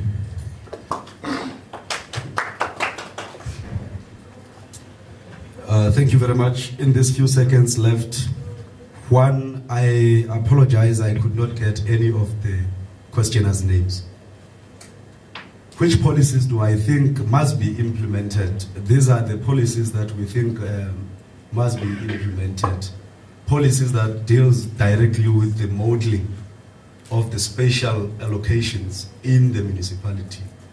Strengthening of local economic development initiatives through private-public partnerships. That is a critical solution. And in that, I would mention your institutions such as Technology Innovation Agency, to identify talent that comes from the locality, your sitters to fund the intellectual property that naturally comes from the local communities. That would be the immediate solution at this point in time, and that is in place, implemented also by the University of Limpopo's Technology Transfer Office in partnership with the Innovation Hub and various other institutions and MLab and. So there are practical solutions at play which must simply be transferred to the rural communities. There is an establishment of special economic zones. The study is also linked and premised on that. There is Leboa Homu's Smart City Development Project worth 2 billion. So it's a study that is more linked with what could be done and added in line with the development of the municipality. Second one, previous studies, findings not supported by literature is a question, and thank you very much for the comments on top of that, my elder. The study is fully supported by literature. I unfortunately could not detail too much the presentation because otherwise I could have not finished in this case. So the full paper details the literature reviewed and the people who have contributed in relation to the study as long as the municipality is concerned, or even the Capricorn District municipality is concerned. So the paper can deal with that. I can share with you immediately after here. Lack of monitoring is not the only part contributing to the issue. I've mentioned a number of challenges here. I can share with you the presentation and we can have a further engagement. But these are the strategic challenges that are leading to the problems of rural-urban migration in the municipality. And we believe, because this is a novelty, which means it's a paper analyzed fully with complex machines and softwares, it can only be as reputable. And this is the first paper to be published throughout this study. So we look forward to collaborations and co-writing of other papers in relation to the very same study. And I look forward to your engagements after. Thank you very much.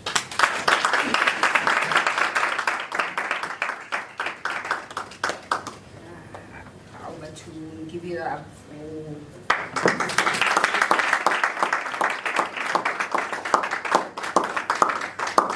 widely sought out technology. Just so I do not skip condom, perhaps you came in the meantime and see that in decision making, while they are the most affected.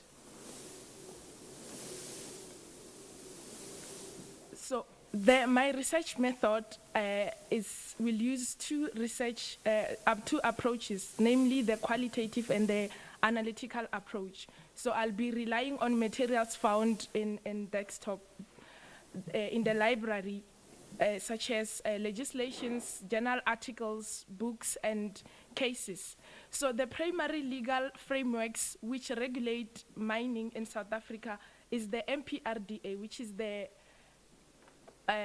Minerals and Petroleum Resources Development Act of 2002, and the National Environmental Management Act.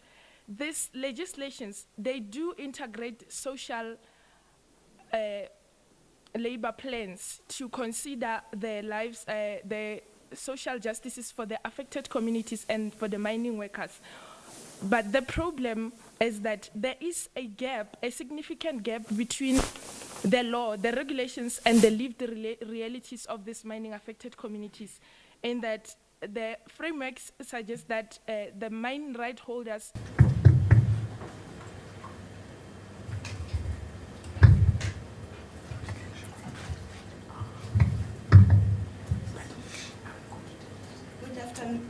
Good morning. My name is Rifuwa Kellen Mashalani. I honors student in economics at University of Limpopo. I will be presenting on the effect of foreign direct investment inflow, exchange rate on export performance in South Africa. Export performance refers to a country's ability to successfully sell goods and services in international market. It is measured using export as a percentage of GDP or export growth. In South Africa, exports are important for economic development as they generate foreign exchange, support industries, create jobs, and contribute to economic growth. Key sectors such as mining, manufacturing, and agriculture rely heavily on international market, making strong export performance important for sustainable development. However, South African export performance has remained unstable due to global demand changes, commodity price fluctuation, electricity challenges, and port inefficiency. This study examined the effect of FDI inflows, economic growth, and exchange rate movement on export performance in South Africa. Research aim and objectives. The aim of the study is to investigate the effect of foreign direct investment inflows and exchange rate fluctuation on export performance in South Africa. Research objectives: to analyze the relationship between FDI inflows and export performance in South Africa, to examine the effect of exchange rate movement on export performance in South Africa, the causal relationship between export performance, FDI, and exchange rate. Research questions. The first one is, what is the relationship between foreign direct investment inflows and export performance in South Africa? How do exchange rate fluctuations influence South African export performance? Is there a causal relationship between export performance, FDI inflows, and exchange rate movement in South Africa? The study is based on 3 theories. The first one is export-led growth theory. The export-led growth theory explained that expansion in export promotes economic growth through improved productivity, efficiency, and competitiveness. This theory is relevant to the study as it highlights the importance of export performance in supporting economic development in South Africa.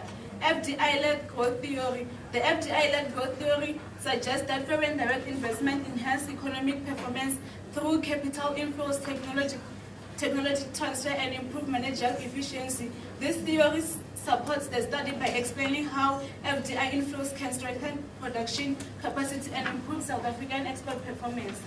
The last one, exchange rate competitiveness theory. The exchange rate competitiveness theory explains that exchange rate movement influences export performance by affecting the international competitiveness of domestic goods. A depreciation of the currency may increase export by making goods cheaper, while excessive exchange rate volatility may discourage trade and investment. Previous studies show that foreign direct investment and exchange rate dynamics significantly affect export performance. For example, Suda 22 using long-run analysis and Lajevardi 2024 focusing on productive capacity find that FDI enhances export growth in developing economies. Matakanya and Moya 2023 point out that some foreign investment in South Africa failed to contribute positively, while Jagaraba and Ying demonstrate that the final impact ultimately depends on country-specific conditions. Exchange rate stability play a critical role while stable exchange rates support competitiveness. Exchange rate instability and volatility create market uncertainty and actively weakness export performance and reduce trade outcomes.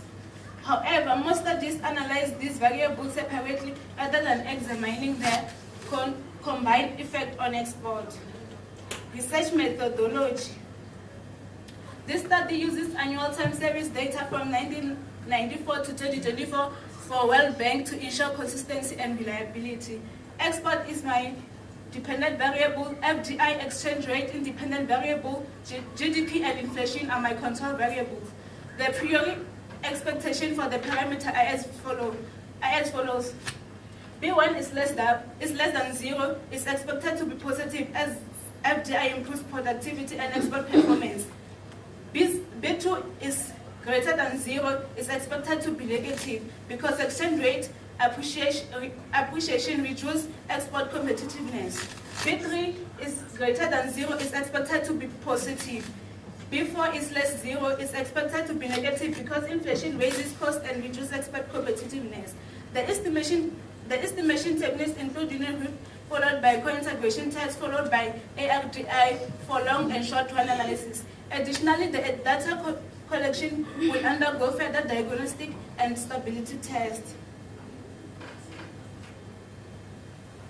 After running the results, we have found that in the long run, the exchange rate has a positive and significant effect on export performance, where a 1% increase in the exchange rate increased export by 96%.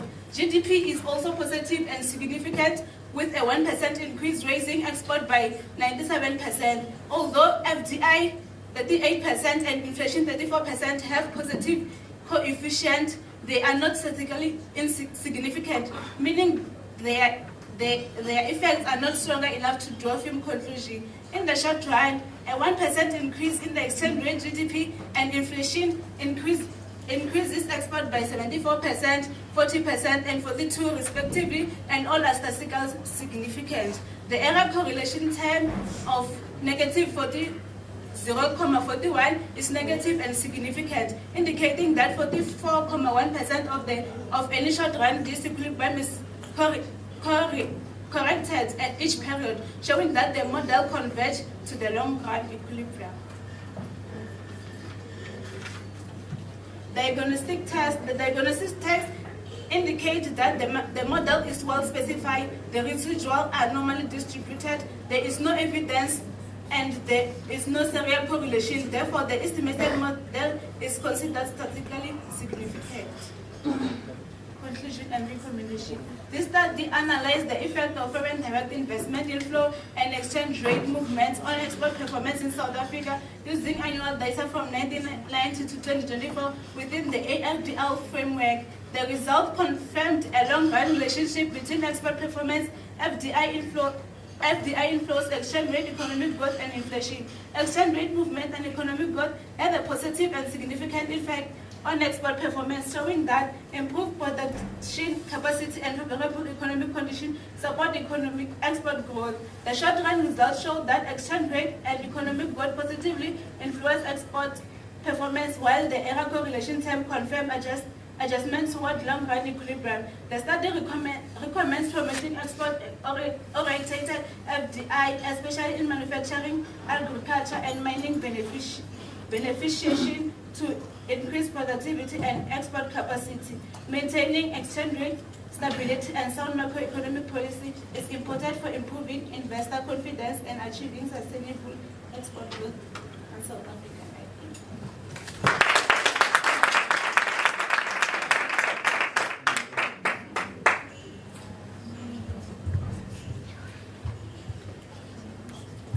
Thank you.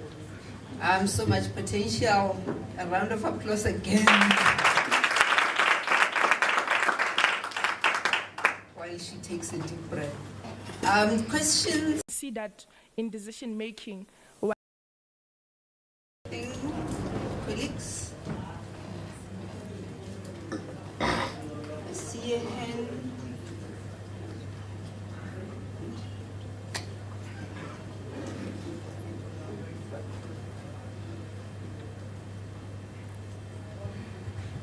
Thank you very much. The presentation is fantastic. However, the presenter must take time in presenting. She must not be on marathon. She's on marathon, you know.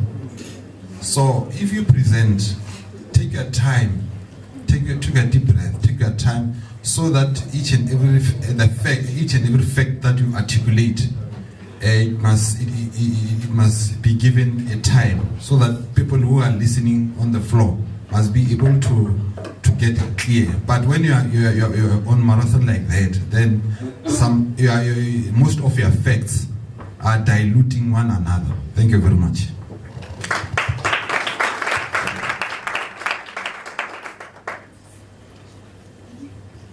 Another question. That was a developmental comment. Okay. Thank you very much. A round of applause.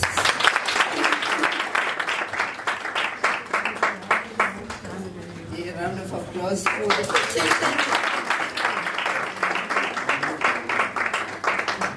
Because according to my program, the next person is also an honors student. Mulaiwa.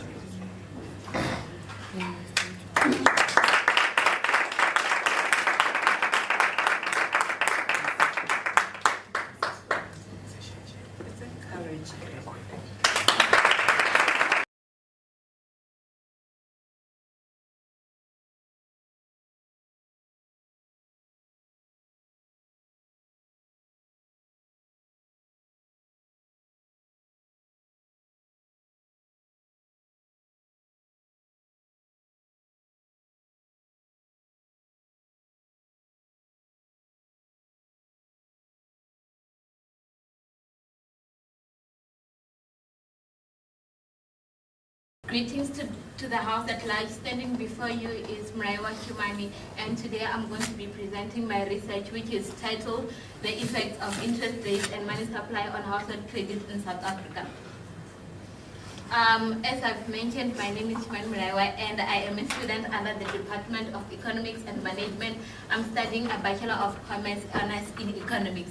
This research was done under the supervision of Dr. D.M. Home. So I have chosen this research topic due to the high standard of living in South Africa, which results to people borrowing in order to cover their basic necessities. However, this research will be covering the accessibility to credit, hence why our dependent variable is household credit. So, as we all know, household credit plays a vital role in the economic development of a country as it influences consumption patterns, investment decisions, and overall economic growth. According to Melife and Muteze in 2024, they have found out that the increase in household credit can be attributed to either a reduction in interest rates or a reduction in the prevalence of credit reckoning. With credit reckoning, it's when creditors do not give money to borrowers, even though borrowers will be willing to pay a high interest rate. So when there is a reduction in credit rationing, that is when there will be an increase in a household credit. According to Mihra in 2017, he found out that South Africa experienced periods of rapid growth in household credit due to the low interest rate and financial liberalization. And during this period, increased money supply and favorable lending conditions contributed to a surge in mortgage lending and unsecured credit. So, immediate consumption fueled by the fast-paced lifestyle have people living beyond their means. The need for immediate consumption, the need for immediate satisfaction, and the fear of missing out have people resulting to spending more than they earn. According to a study done by TransUnion in 2024, they found out that young South African consumers finance their lifestyle through borrowing. So, even though the use of borrowing to fund current consumption has been there since the beginning of times, there has been a surge in borrowing in the 21st century. And this can be attributed to the high standard of living, wherein one's income is just covering the basic necessities, hence why they resort to borrowing in order to cover the rest. A study done by Mano, Sitole, and Konazi in 2025 found out that South Africa's credit market showed strong momentum in the second quarter of 2025, with new credit up by 11.7% year-on-year to 156.1 billion, and the household credit growth averaging 2.9% in the third quarter of 2025. This is a huge problem. So, household credit, high household credit erodes disposable income, leaving households with fewer savings or emergency funds.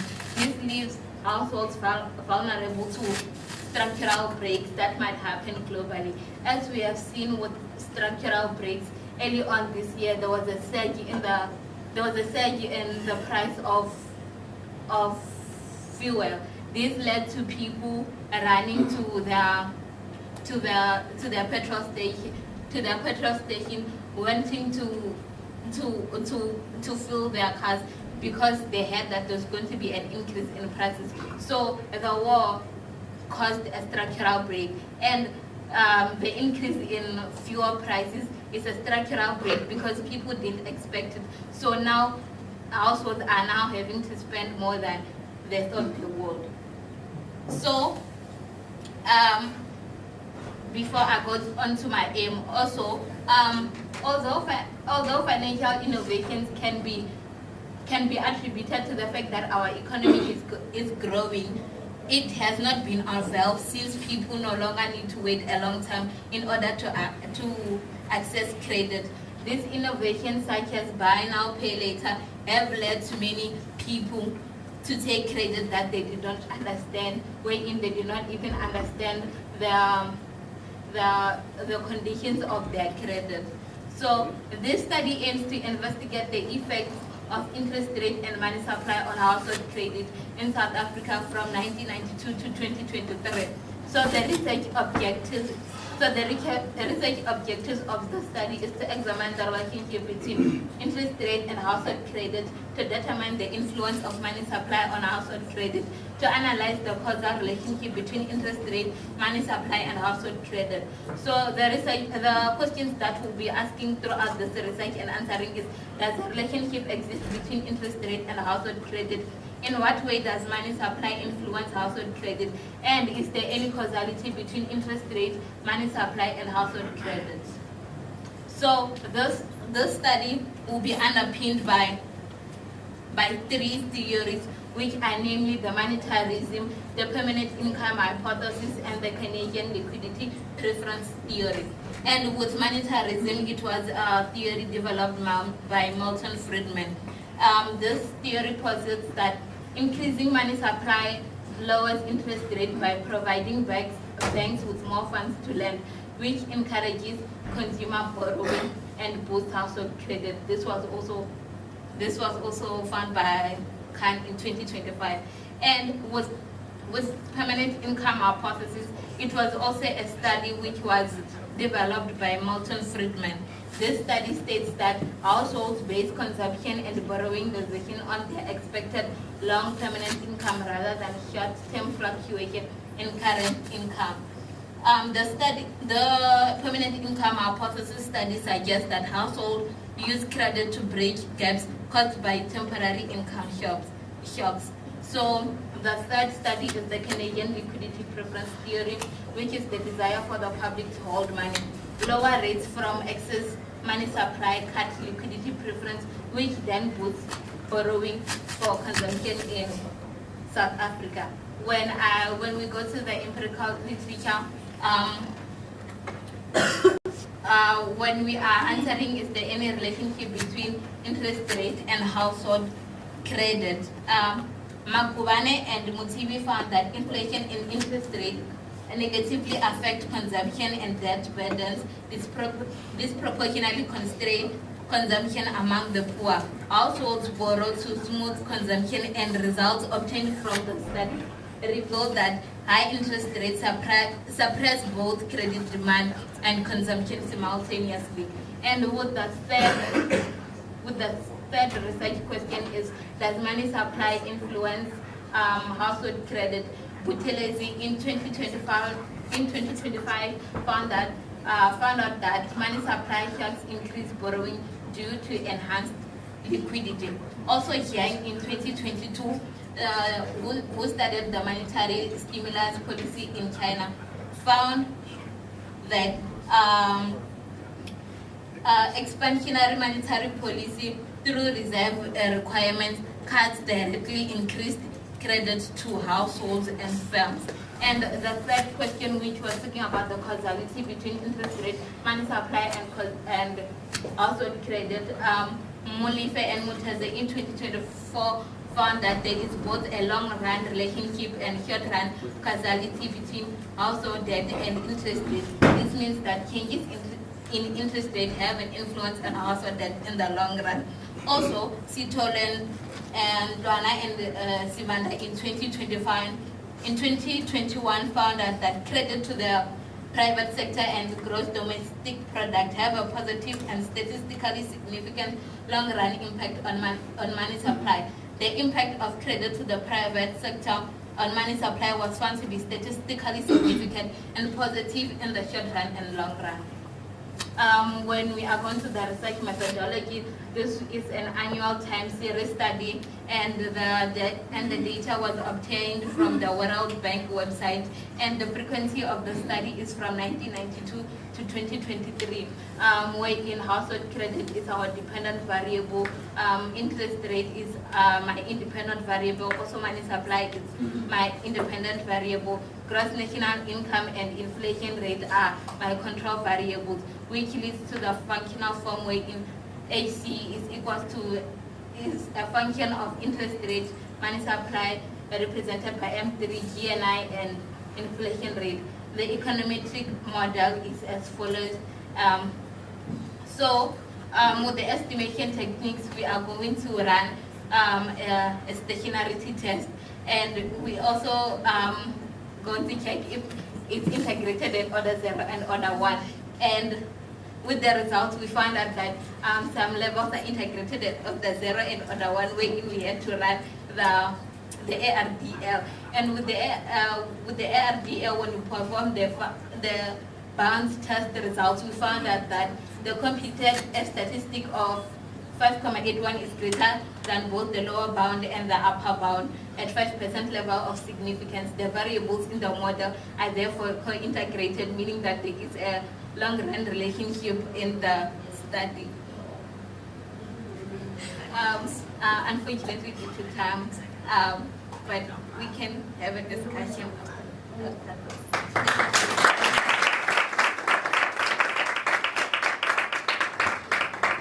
It's a learning curve. It's a learning curve, colleagues.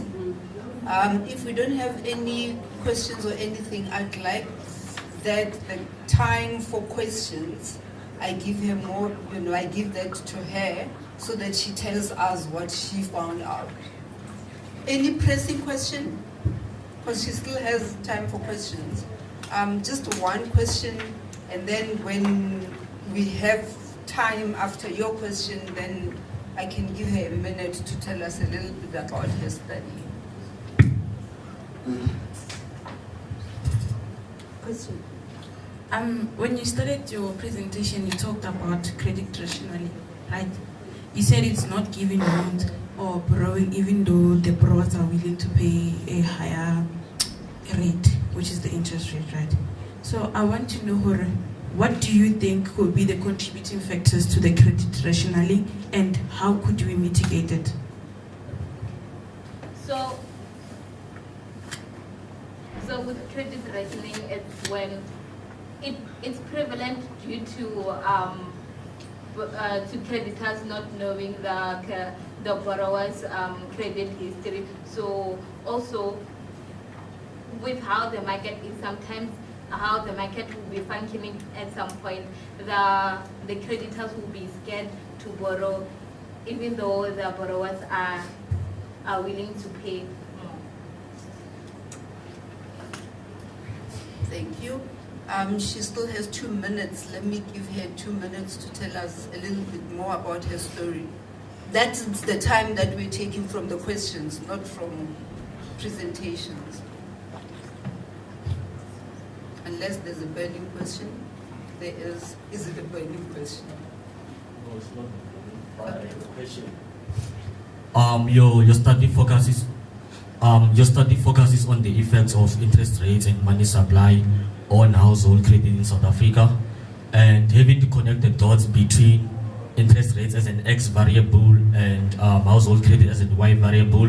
I believe that you were focusing on the prime lending rate as your interest rate, right? Yes.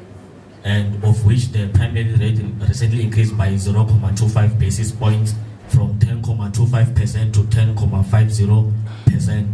And in your introduction, you said that Muteze and Mulife are saying that the increase in household borrowing is attributed by either a reduction in interest rates or something. So my question is that if we were to lower the interest rates to encourage household borrowing, how can we prevent excessive household borrowing from resulting in over-indebtedness and instability risk?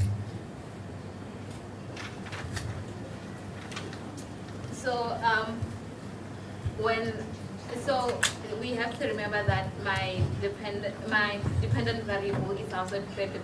So household credit has to do with accessibility. So when the prime lending rate increases, it means that the cost of borrowing is now high. So this study, it was done with concern of overextension of lending interest rate, which affect household credit. And household rates reduce the demand for new credit and tighten lending standards.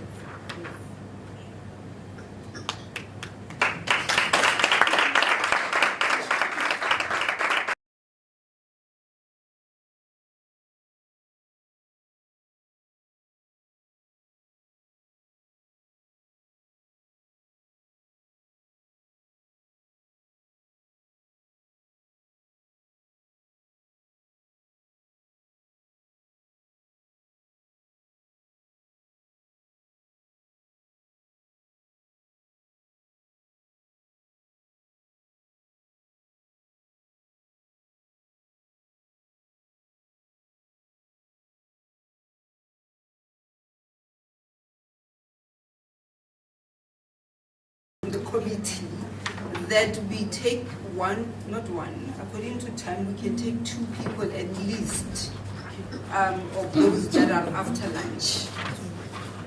So I'm just going to check, call according to whoever is available from those, and so we can push and finish early after lunch. Yes, I see some notes. Let's check the first person, Ramunyati, if they are here. Ramunyati. Perhaps they'll be here after lunch. For now, let's skip. Mathomoja.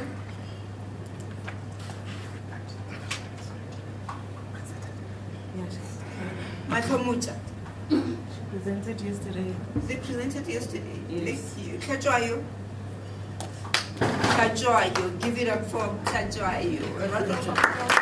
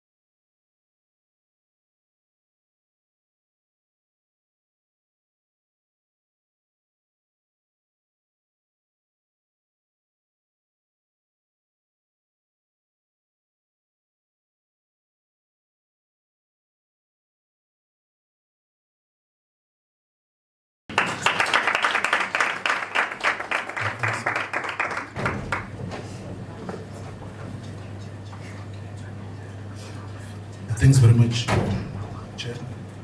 My name is Kajwayo. I'm a PhD student, or I can say that a candidate. I'm going to present my thesis, and they've made a problem somewhere on the program. It's not a master's, PhD, so I think that will be corrected.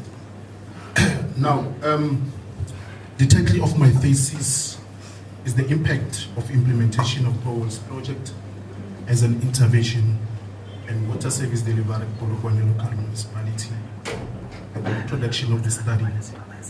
The study was chosen because rural communities, particularly Hamulepo, Ward 4 and Atoka, Ward 27, under Polokwane local municipality continue to experience inadequate and unreliable access to safe water services. Despite the government efforts since 1994, public administration plays an important role in implementing government policies and delivering of basic services, such as water provision. Now, there is a Constitution of Republic of South Africa, Section 27, 1B, and Water Service Act 108 of 1997 and National Water Act 36 of 1998, which provides an important legal foundation for access to water provision. However, challenges such as insufficient budget, corruption, mushrooming of households, political interference, and poor governance continue to undermine the implementation of the water project. Rural communities remain underserved, which is highlighting the calling of drilling sufficient water bores. Therefore, this study serves to investigate the implementation of Bowles project as an intervention in water service delivery. Now, when you look at the problem statement, municipalities are constitutionally mandated to provide sufficient water, yet Hamulepo Ward 4 and Hatoka Ward 27 continue to experience water service shortages. Although municipalities have planned boreholes project, poor and delayed implementation of those projects continue to leave households, schools, businesses, and agriculture activities without adequate water supply. Challenges such as insufficient funding, corruption, mushrooming of households, as I've said, climate change, and poor governance continue to hinder effective of water project implementation. And you'll agree with me that water scarcity continue to expose the two communities that I have mentioned to a health risk, as residents relies on rivers, dams, and water sources which they share with animals. Draining water boreholes is essential for rural development, as it will enable communities such as Hambulepo, Ward 4, and Katoga, Ward 27, to participate effectively in education, employment, agriculture, farming, and entrepreneurship. Now, this study aims to examine the implementation of boreholes project as an intervention to enhance water service delivery in Polokwane local municipality. Now here I'm going to mention the two research objectives. Number 3, to determine the challenges faced by Polokwane local municipality to implement boreholes project as an intervention in water service delivery. And the last one is to establish the use of application of model to respond into implementation of boreholes. This is the objective that I have developed a model for the implementation of boreholes project.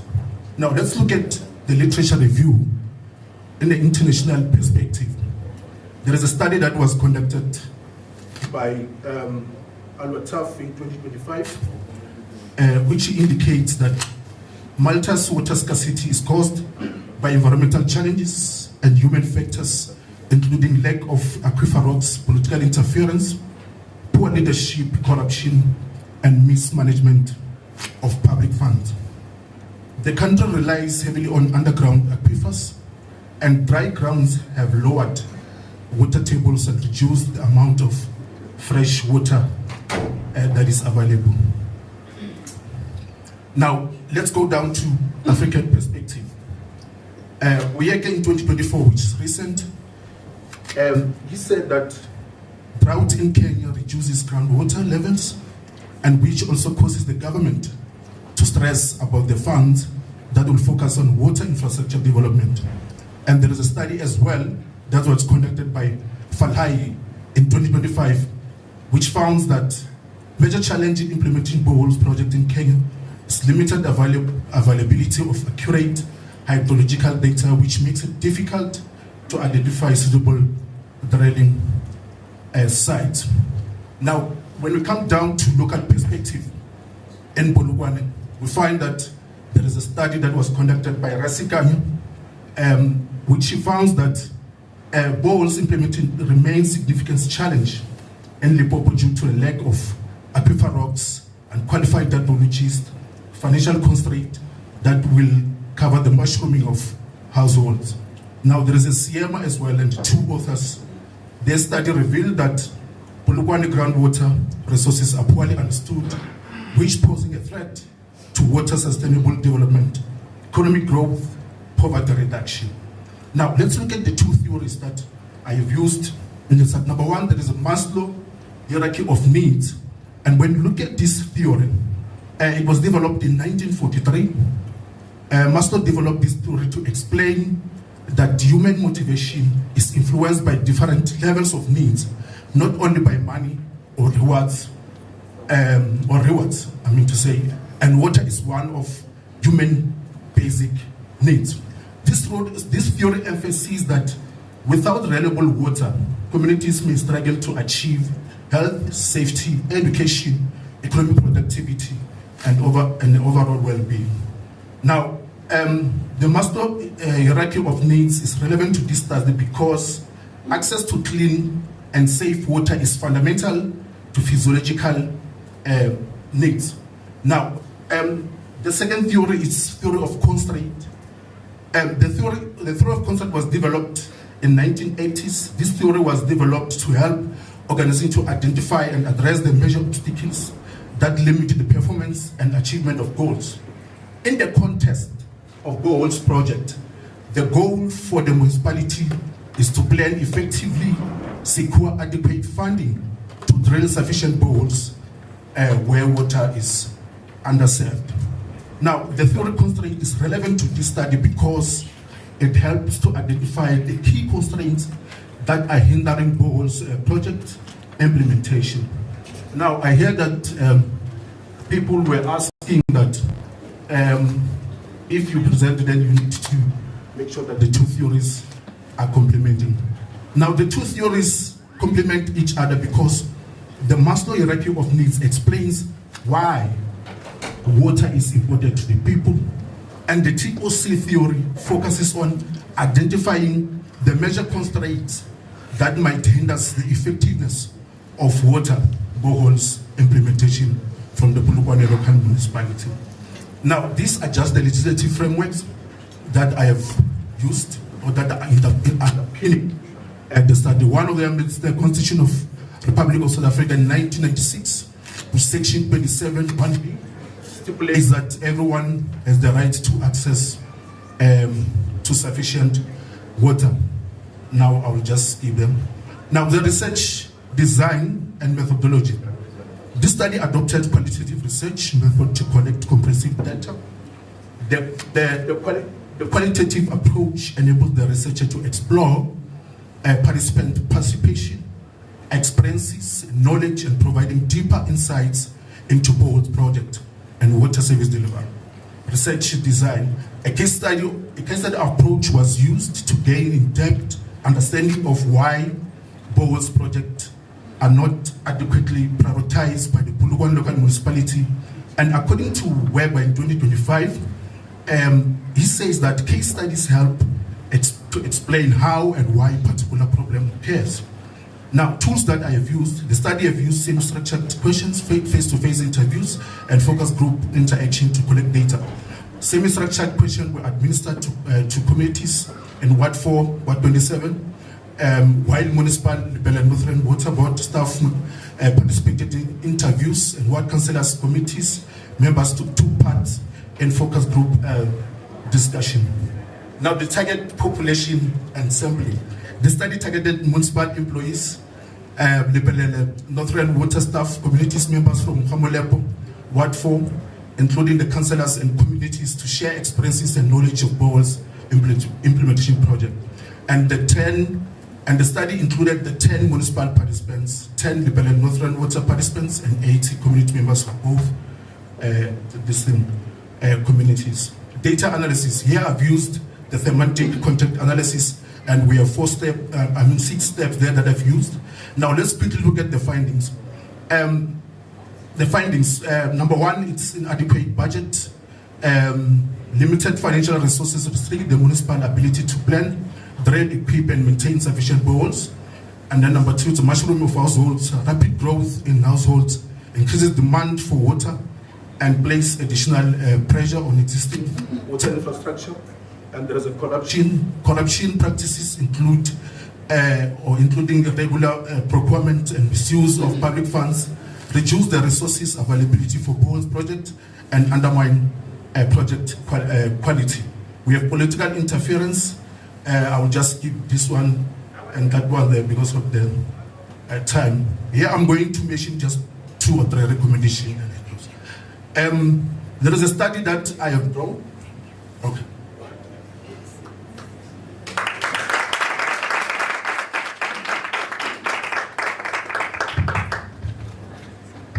You can see the higher you go in the hierarchy, talking about Maslow's hierarchy, the more info you have, it becomes difficult to fit in time.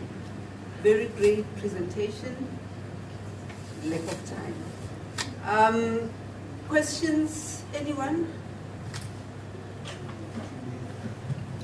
I see 1 hand, 2. Am I missing another 3? That's it because of time, the time here. At the back, I see 3. I'll allow 3 questions. Thank you. I'm going to take one. Let's take the questions. Okay. So that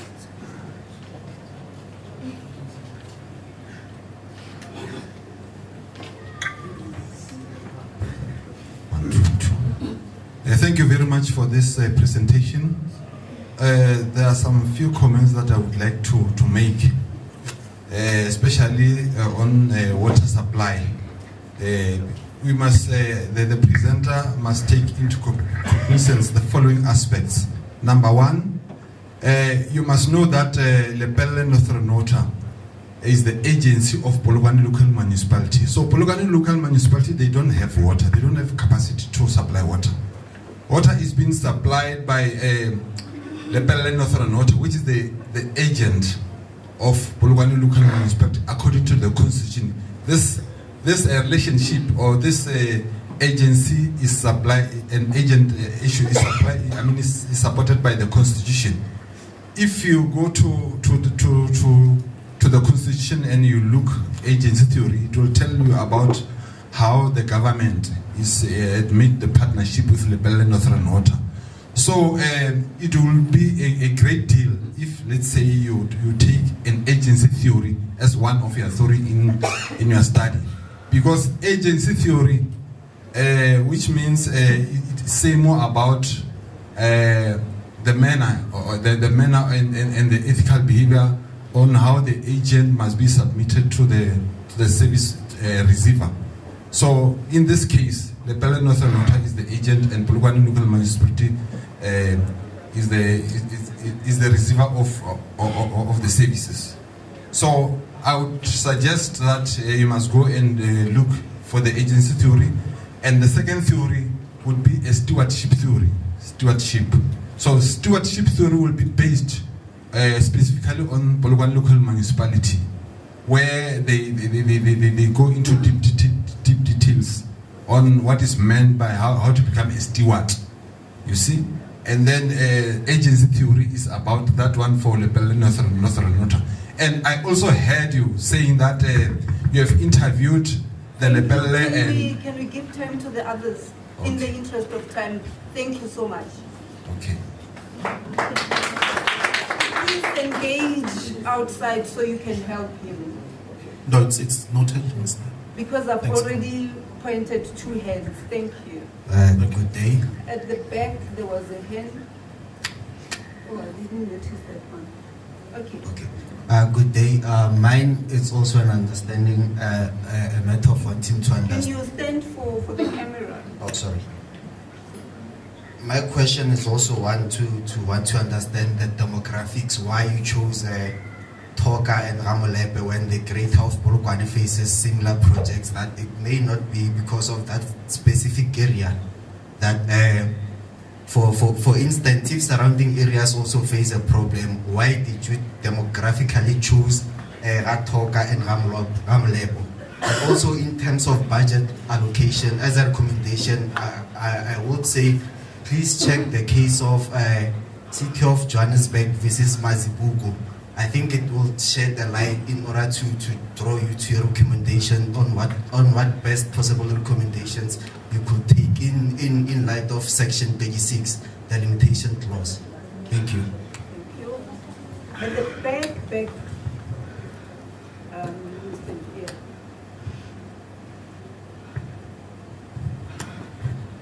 Thank you, incoming Dr. Shetwai. Mine is not a question, but a comment on your view on how, because I find our Water Act to and the restrictions to be very limiting, especially when it comes to the drilling of boreholes. A number of people have done it and they've received some sanctions because they didn't get the right permission, they didn't use the right people to drill and all that. Would it not assist if we found a way to be less restrictive? Because there are families who can afford to actually drill, but the restrictions seem to be limiting. Thanks, Mr. All right, let me firstly say, noted for those two theories listed. And then number two, there is a question that says why the study focused on what 4 and what 27, Hamulep and Atul. According to research, and according to my knowledge, you cannot just conduct a research anywhere or everywhere. You just look at where there is a problem, and then you start with your research topics, and then you make a research, and you need to find solution based on that particular problem. So you cannot just make a research everywhere, because if you make a research where there is no a problem, it means that your findings will be biased. I hope you are answered. Yes.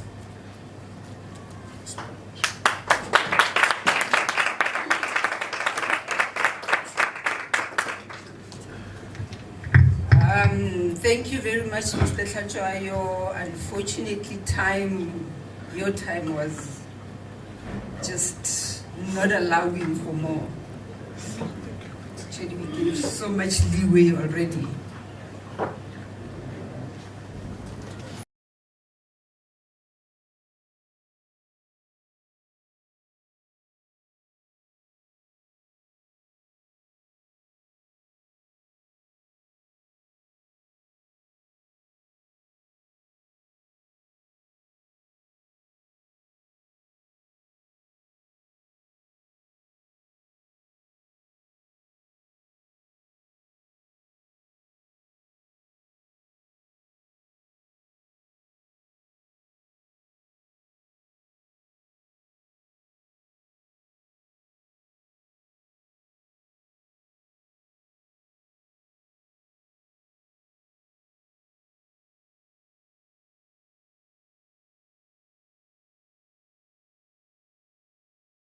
Ladies and gentlemen, my name is Mokotwa Kujo, and today I'll be presenting my honors research titled The Impact of Digital Technology Development and Investment on South African Economy.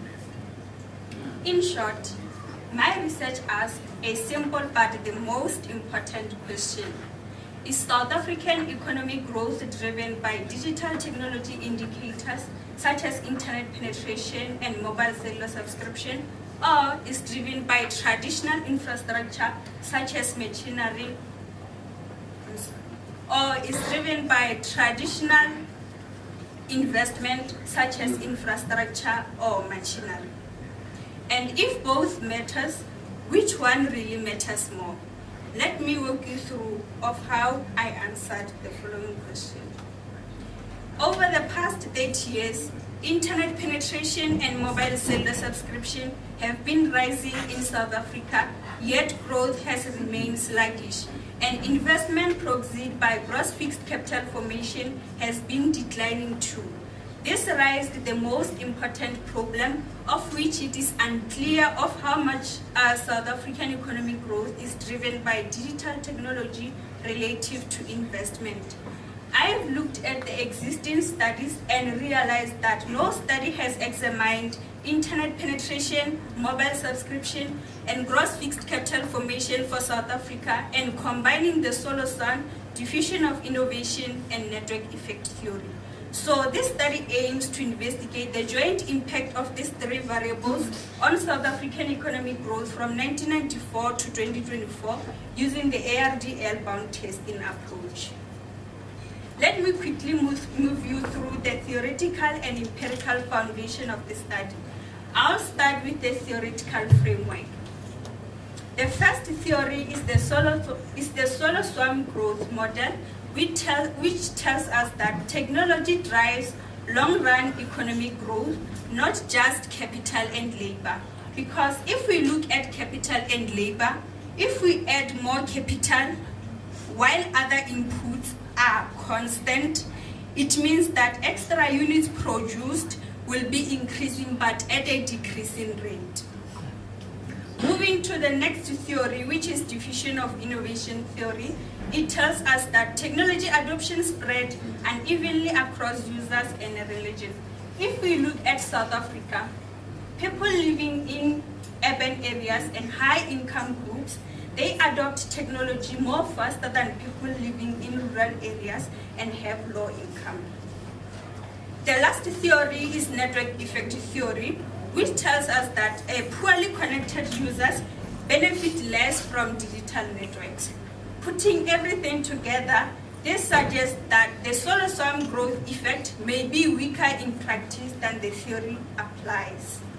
Moving to the empirical literature, the study by Salahuddin and Gao, Lee and others, Ratombo and Mungali, they generally found a positive link between digital technologies and growth. Moving to the study on investment and growth, Meyer and Sanusi, they found a reverse causality, meaning that growth drives investment, not the other way around.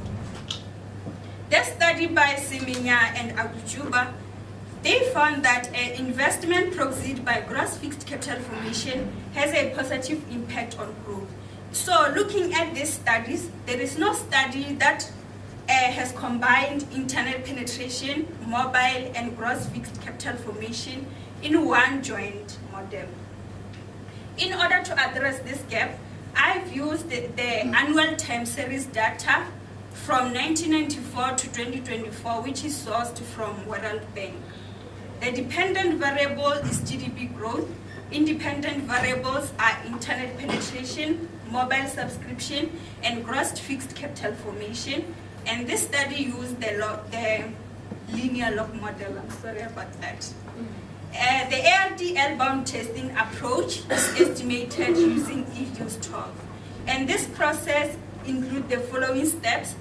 The first one is the formal unit root test, which includes the augmented Dickey-Fuller and Phillips-Perron. The second one is the bound test for co-integration, long-run and short-run estimation, diagnostic testing, which include Bridge-Godfrey, Arch, and Jababera, and the stability testing, which include Kuzum and Kuzumov squares. Moving to the results, the results for augmented Dickey-Fuller and Phillips-Perron test, it shows that variables are integrated at mixed orders, which is at order I0 and order I1, which confirms that the ARDL-bound testing approach, it is an appropriate for this study. Moving to the ARDL-bound testing for co-integration, the computed F statistic of 12.61 exceeds the 1% upper bound of 4.66, which confirms that there is a long-run relationship between GDP growth, internet penetration, mobile subscription, and gross fixed capital formation. Moving to the long-run results, internet penetration is negative and significant, meaning that there is a negative relationship between GDP growth and internet penetration, and this result contradicts the study by Salahuddin and Gao. The mobile cellular subscription, the result shows that it is positive and significant, meaning that mobile subscription and growth, there is a positive relationship. But for gross fixed capital formation, there is a negative but insignificant result, meaning that we do not have a strong evidence that these results are true. In a short run, only gross fixed capital formation is significant and positive. Moving to the error correctional term of negative 1.63, this term is negative and highly significant, which shows that after a shock, the system can convert us back to its equilibrium in a year. Because internet penetration and mobile subscription are highly correlated at 0.95 and their EIF values are above 10, I wanted to check whether this multicollinearity twists my results. I used the ridge regression as a robust check, and it confirmed that the opposite long-run signs are genuine, not a multicollinearity interfact. For diagnostic testing, the results are as follows. There is no serial correlation, no heteroscedasticity, but residuals are non-normal, which is a limitation for the study. And I'm still confident that my results are reliable because other diagnostic tests came back clean. For stability testing, parameters shows that are stable. As I conclude, internet penetration and mobile subscription pulls in economic growth in an opposite direction, and gross fixed capital formation only matters in a short run. For policy recommendation, I believe that the government should prioritize mobile network expansion, especially in rural areas, over general internet access. And they should also fix infrastructure and policy uncertainty, because investment alone won't drive economic growth unless these underlying issues are fixed. Obviously, every study has its own limitations. So this study has a small sample size of 31 observations, of which it will limit a statistical data. There is a multicollinearity between internet penetration and mobile subscription, and my residuals are non-normal.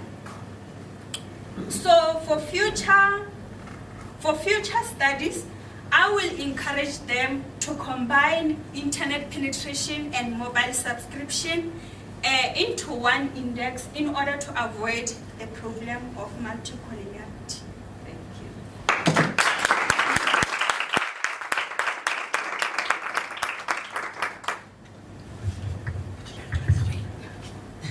Thank you very much. Very economical with time, and very interesting presentation as well. Questions, additions, anything, suggestions?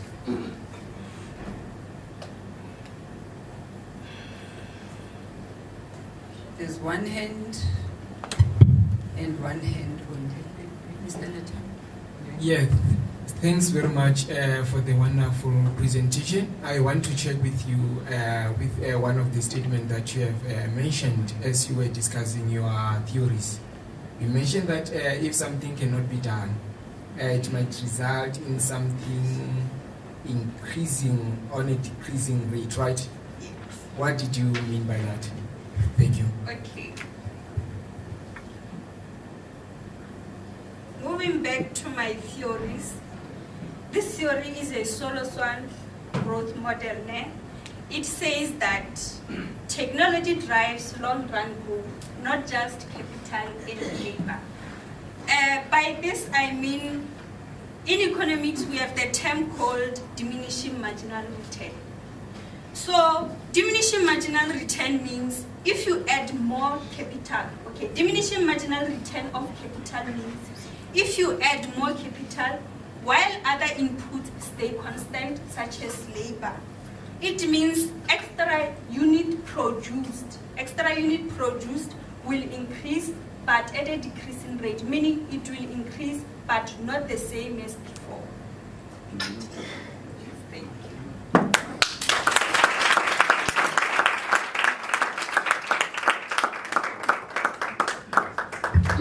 Thank you, colleagues. I just want to check and verify, because we are trying to push that we don't come back after lunch. Let me just see if that is possible. Pavale, are you here?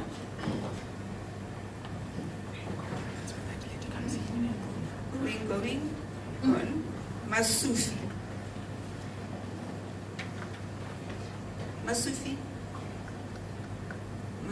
ain't here. Skosana.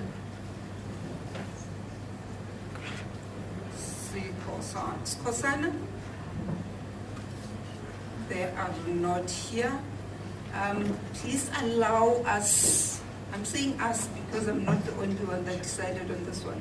There is Mudau that could not present on the first day. Let's give them, because I don't know if it's a name or... Mudau, are you here? Yes. Mudau could not present on the first day. If you're looking at your program, you can see the people for today. We'll just check, maybe they'll come after lunch, but they're not here for now. So let's please allow Mudau, who could not present on the first day, to present. Let's give her a round of applause as she comes forward.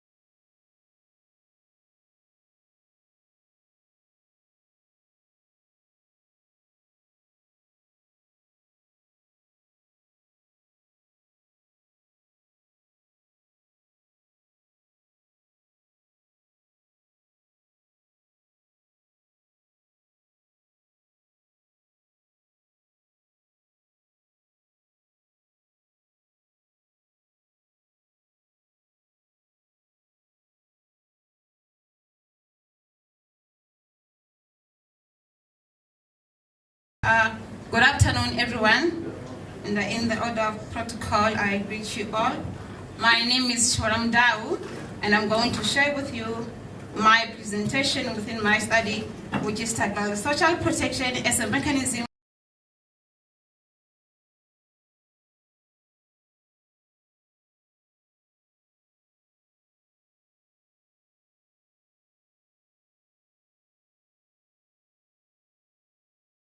development plan. So my study is located within the field of public administration and management with the aim of contributing to the discussion or the theme of sustainable development and the NDP 2030. So my motivation for focusing on this particular topic today, it stems from the persistent levels of poverty, deprivation and vulnerability in the Limpopo province. My motivation for focusing on this topic today, it stems from the persistence of poverty, including deprivation as well as vulnerability in the South Africa, particularly in the rural societies such as Limpopo province. That despite the significant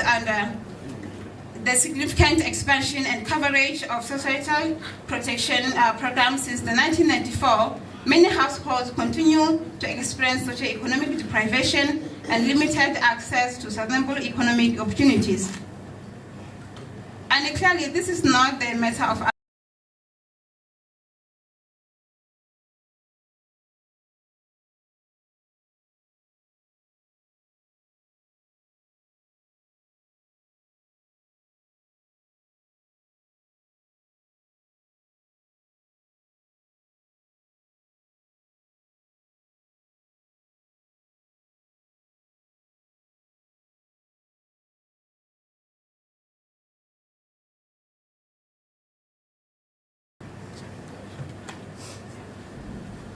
Okay, I don't know if I should start all over. It's moving again.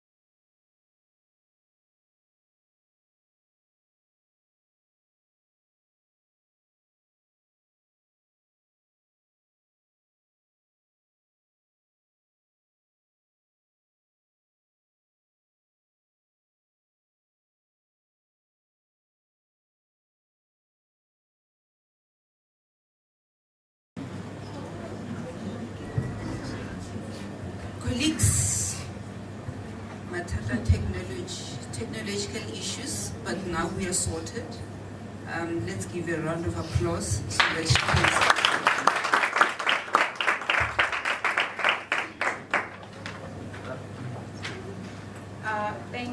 Thank you so much.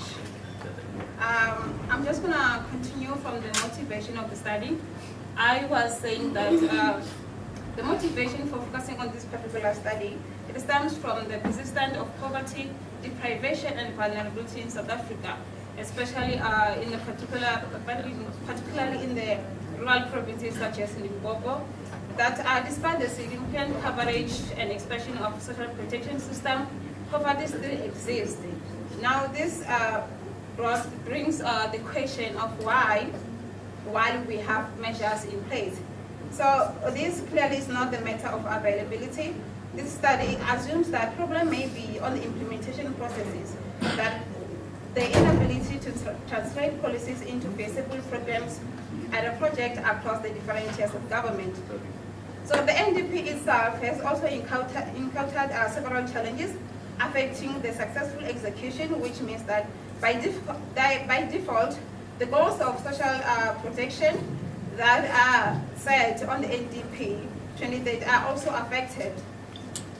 This has motivated me to explore whether social protection is able or will be able to contribute meaningfully to a long poverty alleviation, including social protection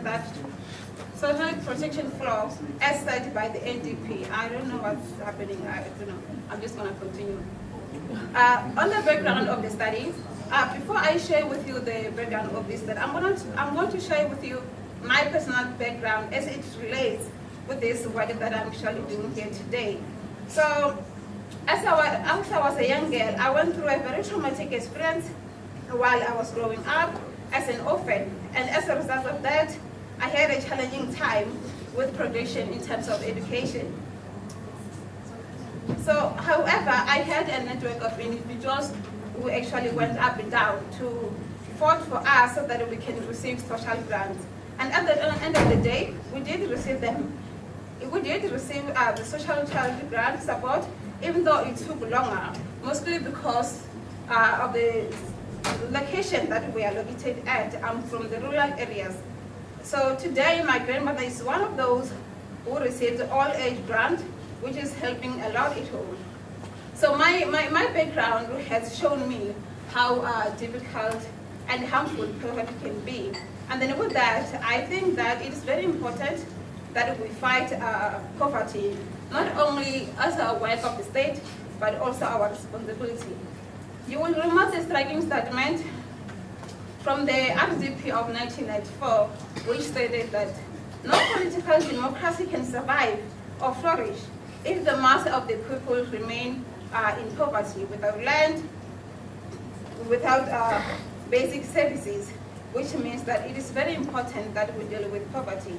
Now, the background and context here is one that has shown us that statistically, poverty continues to exist. This is true. In a report which was published in February 2026 by the Stats of South Africa, it has estimated around 3.7 million households that were food insecure in 2023, and 1.5 million were chronically food insecure. Chronic food insecurity is when individuals are unable to meet their basic needs for an extended period of time. And then at the advent of democratic government, South Africa inherited a highly unequal society, which as a result today, we found the large proportion number of people still remain deeply in poverty. So since 1994, government has introduced a series of policies and programs as a way to deal with these challenges.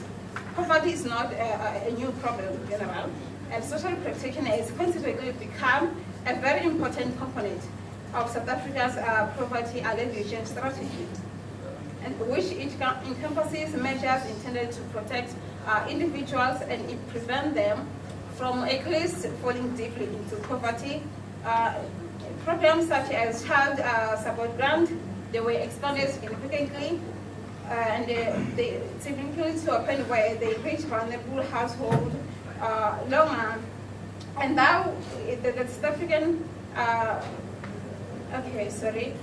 Although these measures are in place, South Africa today continues to experience these socio-economic challenges.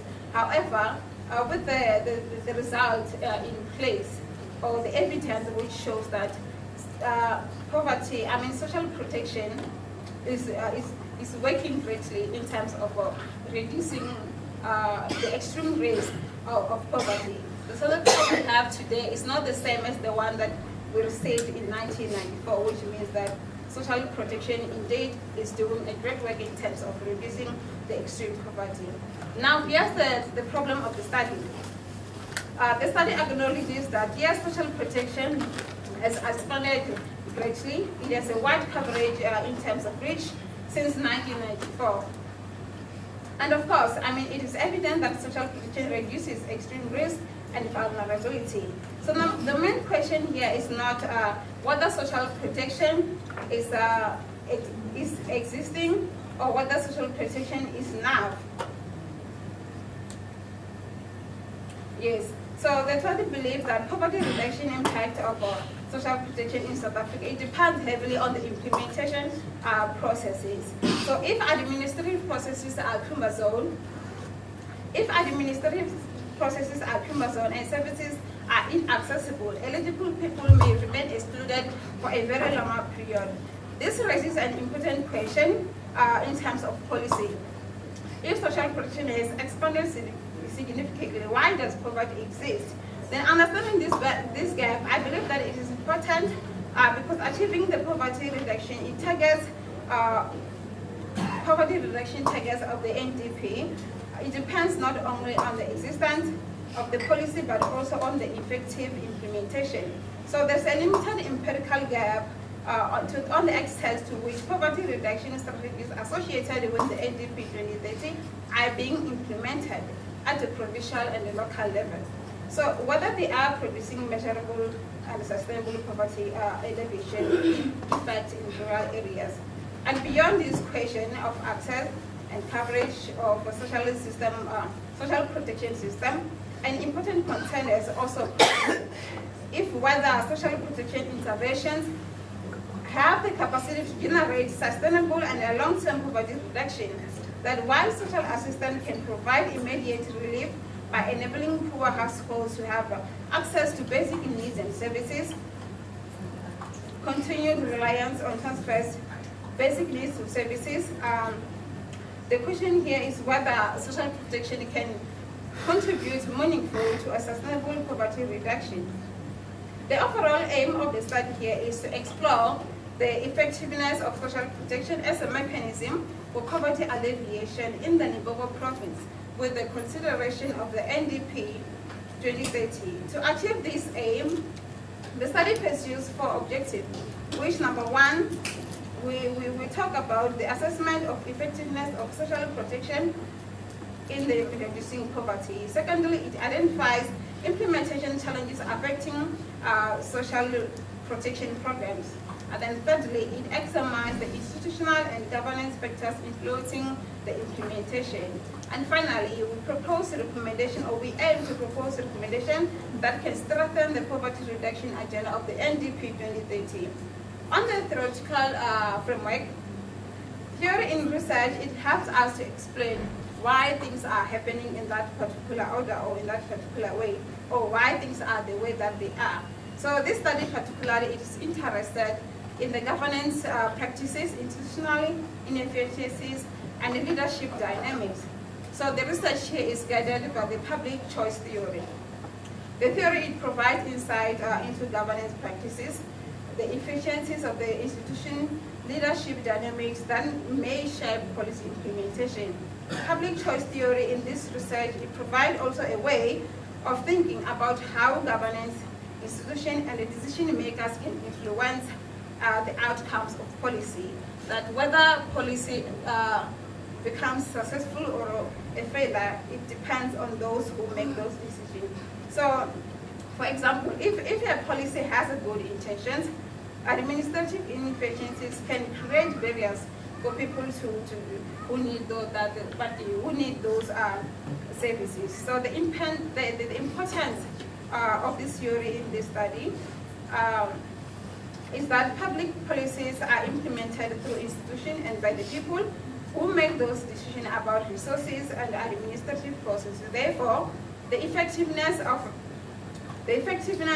policy, the effectiveness of a policy can be influenced by how institution functions and how decisions are made. And then consequently, it will provide a lens through which implementation. Okay, I see the time is going. Okay, and then for the method, I'm just going to go to methodology of the study. For the methodology, this study adopts a qualitative research, which is based on a desktop method. So the study relies exclusively on a secondary data, which pose limitations already on this study, because the study is going to focus or rely only on secondary data. We are not going to collect data primarily from individuals or those who are actually experiencing these challenges on the ground. So the approach here, I think, is appropriate because the study seeks to understand policy effectiveness and implementation rather than measure statistically quantifiable outcomes.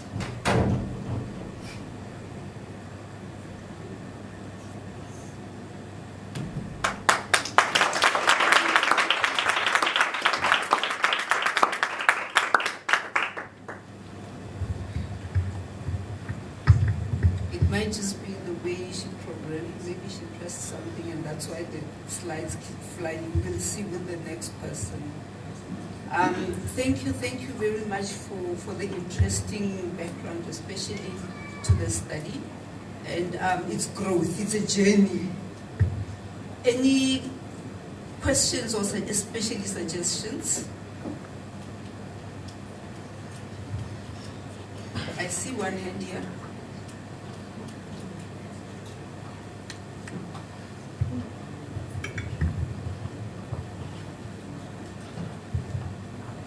Good afternoon. I have a question.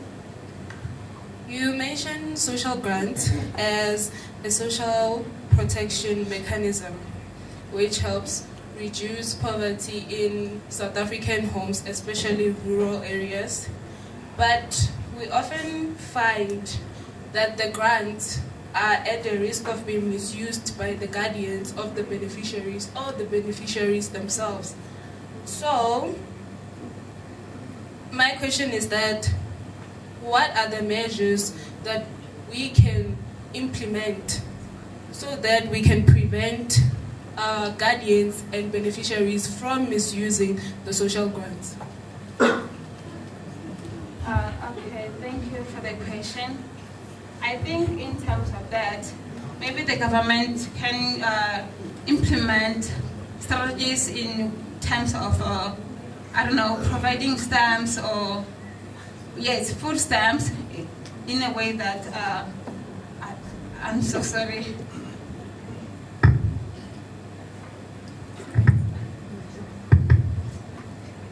Okay, yes, thank you. Thank you. To answer your question, I was trying to say that I believe that if government maybe can implement strategies, for example, where they can just provide food stamps, provide also food stamps in schools so that children can be able to access education. In that way, I think it will reduce the misuse of these funds.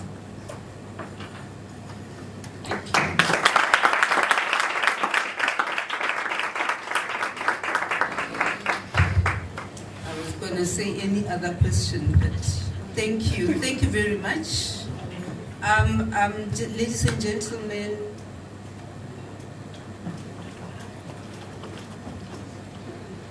please bear with us. I'm not going to say bear with me because this is not my doing. When you are efficient, you get punished for being efficient. Let's just say the other room requested that we take 2 more people, so that when we leave, at the same time because they are way behind. Please, I'm just gonna check the names they've given me. Malachi, are you here? Malachi is here. and Chweni. They've given me Malachi and Chweni. Chweni also here. Chweni is not here. Oh, there you are. There you are. Let's give a round of applause for Malachi.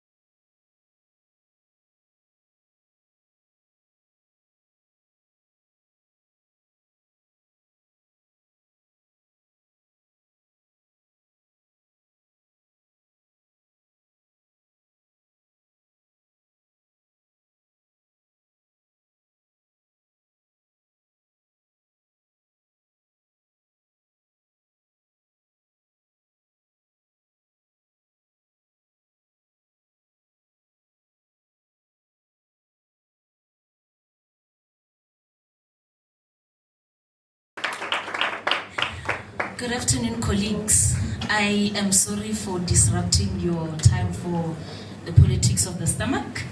I am Malaji Magomalushia. I'm a Master of Commerce in HR student, and today I'll be presenting my study, which is the moderating effect of remote working on the workplace fund and academic citizenship behavior amongst academics at a selected South African university.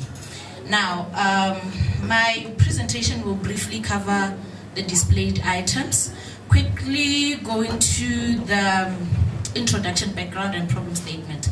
Now, to start, universities are increasingly adopting remote and hybrid working arrangements. Remote working can provide academics with greater flexibility and autonomy in how they organize their work. However, this flexibility can be disadvantageous, and why? Particularly because remote working may reduce informal interactions and social networking amongst colleagues. This is important when we consider workplace fun, as workplace fun can create positive relationships, improve engagement, and contribute to the well-being of employees. My second variable is academic citizenship behavior. This is also abbreviated as ACB in my study. This refers to the voluntary behaviors that are portrayed or performed by academics which are beyond their formal duties, such as mentoring colleagues, community engagement activities, organizational activities, etc. The problem is now that although workplace and remote working and also academic citizenship behavior have been studied separately or individually, there is limited research about whether remote working changes the relationship between workplace fun and academic citizenship behavior. This is particularly within institutions of higher learning in South Africa. This creates now a moderating gap that my study seeks to address. Now, let's quickly go to the aim, objectives, and research question. The aim of the study is to investigate the relationship between workplace fun and academic citizenship behavior and to determine whether remote working moderates this relationship. The objectives are as follows: to determine the relationship between workplace fun and academic citizenship behavior, to examine the relationship between remote working and academic citizenship behavior, and to determine whether remote working significantly moderates the relationship between workplace fun and academic citizenship behavior. The central question or the research question is that, does remote working significantly moderate the relationship between workplace fun and academic citizenship behavior amongst academics at this selected South African university? Quickly going to the literature review. Now, this study integrates the social exchange theory, job demands resources theory, and the technology acceptance model to provide a broader explanation of the integration of the aforementioned variables. Now, with the empirical literature presents both positive and negative arguments. And positively, workplace fun can improve morale, social interaction, and collegial relationships. These experiences may now encourage academics to assist colleagues and participate in activities beyond formal duties. However, negatively, if workplace fun becomes excessive and inappropriate, it may be disruptive or destructive and reduce productivity or interfere with professional responsibilities. Therefore, the literature does not suggest that workplace fun is automatically beneficial. Its effects now depend on how it's managed and how academics perceive these experiences or activities. This balanced evidence is important as it shows why further investigation must be done. Let's quickly move to the other slide. Now, as a facilitator, workplace fun can increase employees' sense of belonging and engagement. This can make academics more willing to support colleagues and to contribute beyond their formal duties, as I've already mentioned.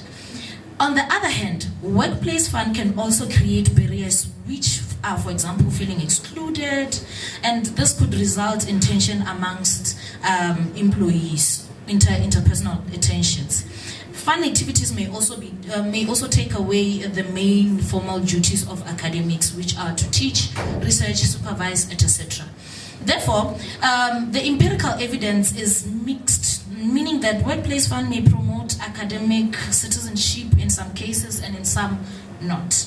This suggests that the relationship isn't necessarily linear.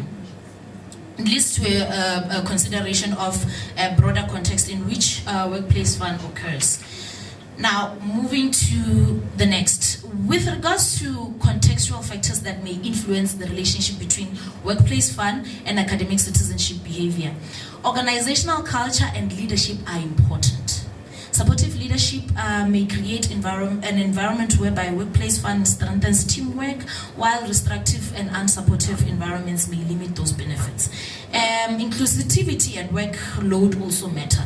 An inclusive workplace or inclusive workplace fun may strengthen employees' sense of belonging, while exclusion would obviously now create the opposite. Similarly, academics with manageable workloads can be able to partake in activities that are not in their formal duties, whereas those who have heavy workloads may be unable to participate in those activities. Overall, this suggests that the relationship between workplace fun and academic citizenship behavior is context dependent rather than being uniform for all academics and institutions. Now, going to the critical research gap.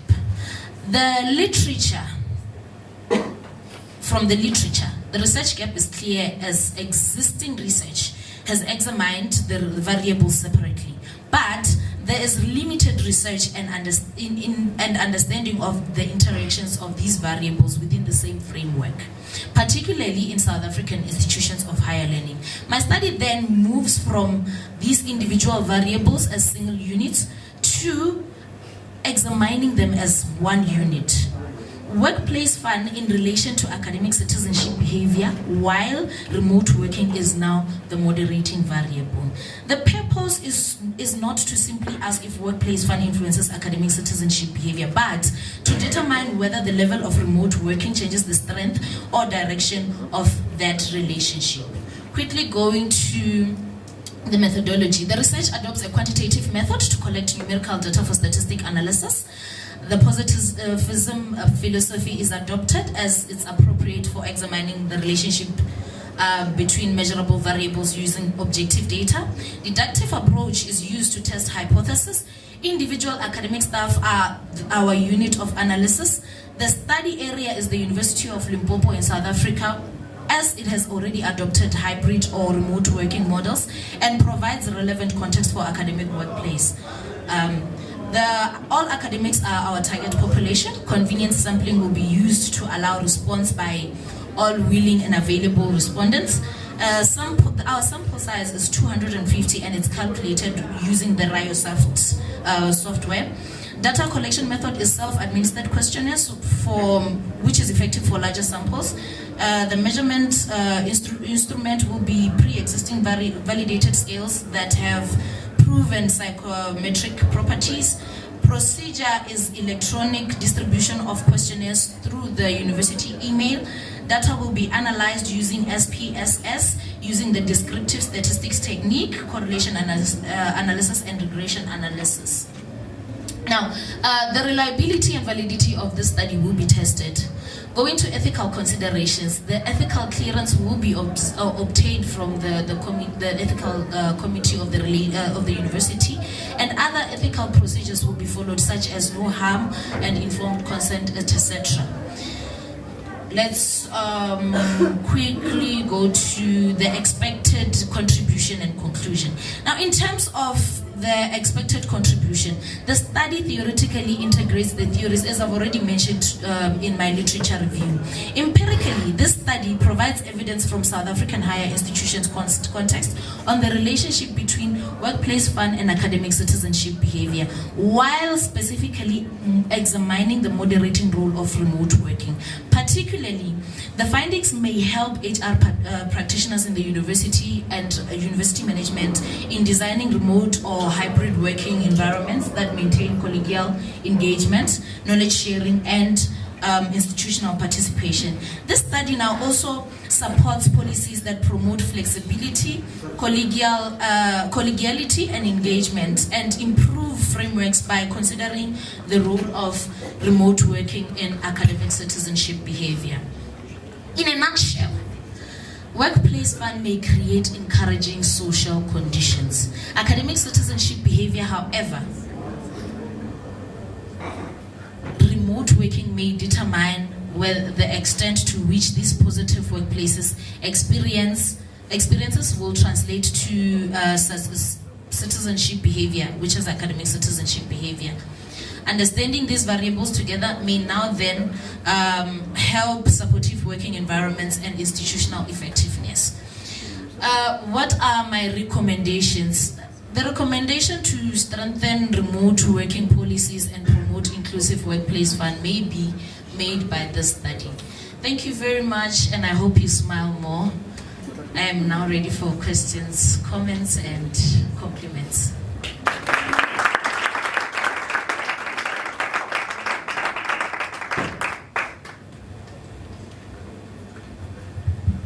Well done. Let's talk about workplace fun. Do we have enough of that?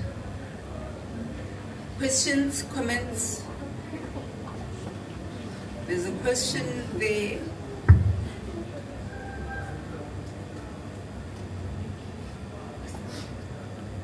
Please, let's take all the questions and then you can address them.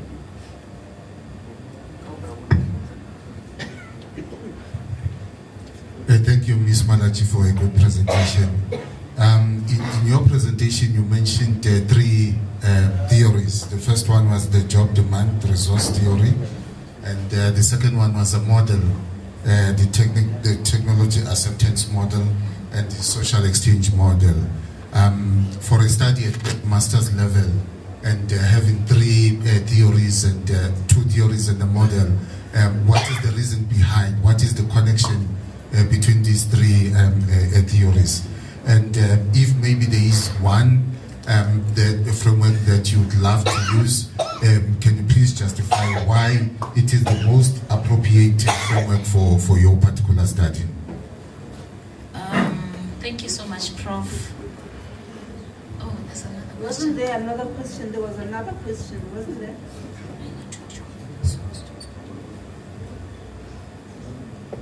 Didn't I see another hand? Okay. Prof, thank you for the question. You asked why two theories and a model. As I've already mentioned while I was presenting, these theories will now help us understand and examine the integration between these variables that we have mentioned, which are remote working, workplace fun, and academic citizenship behavior. But remember that this study is a very interesting study. Why would I choose to have those? That's a question I've been asking myself, and I have so many answers. But I think let me engage you more on this, because that would be on a broader context. Thank you so much.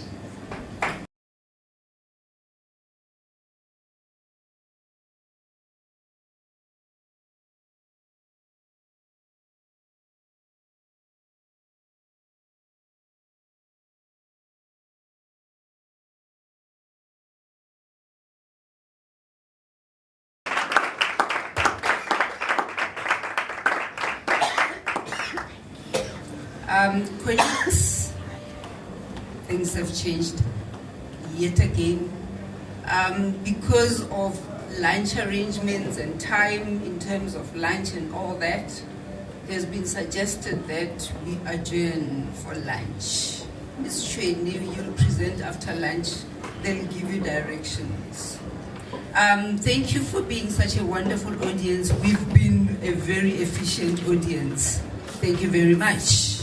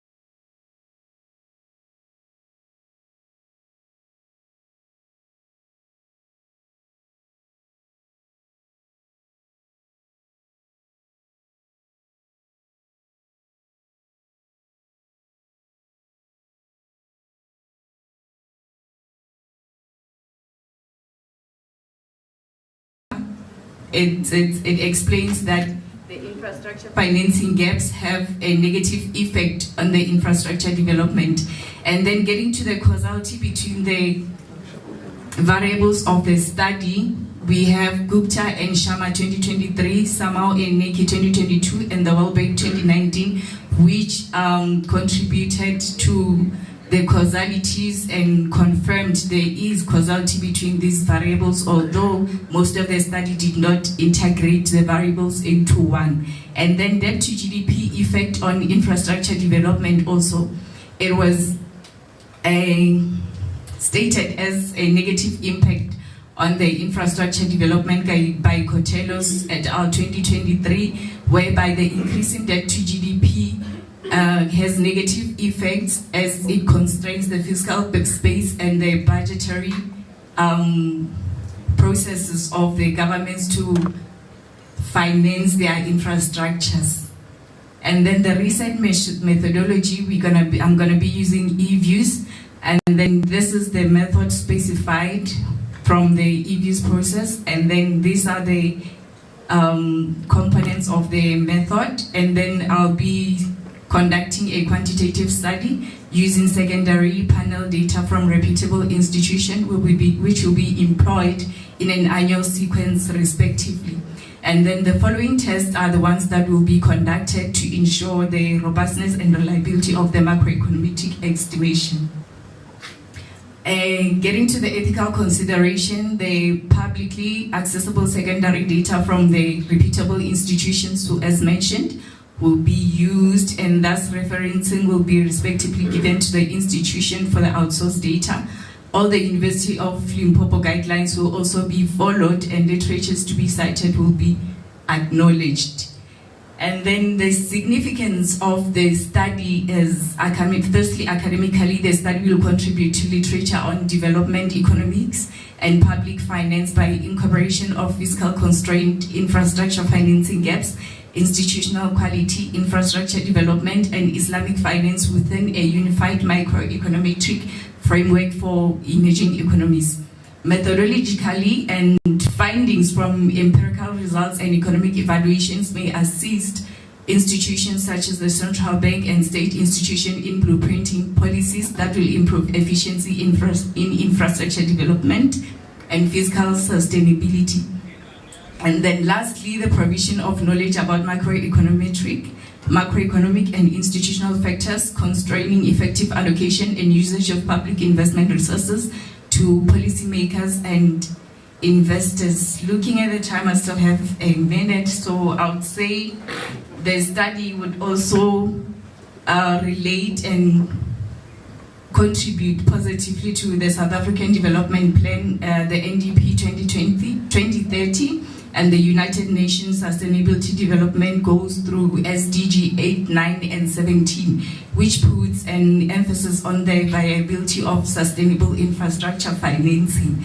And I would also say that the Islamic finance, which will be incorporated into the study, it's basically more on the Islamic principles, but can be used by any other institutions and any other person, despite the religion related to the principles of the Islamic finance. Thank you.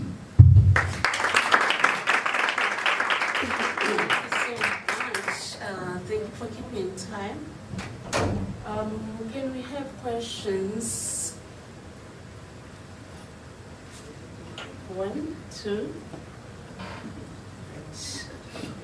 Okay, you can go on.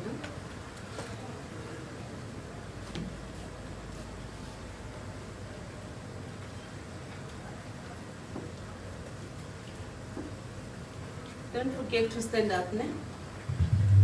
Good day.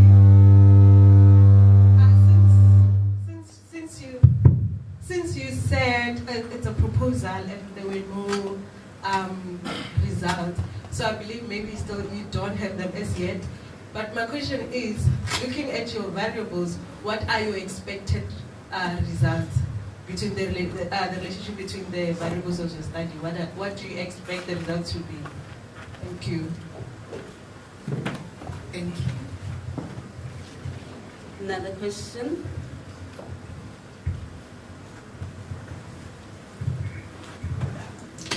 much, Speaker. For myself, it's not a question, but it's a comment. When you're looking at your presentation, the part of theories, you have three there.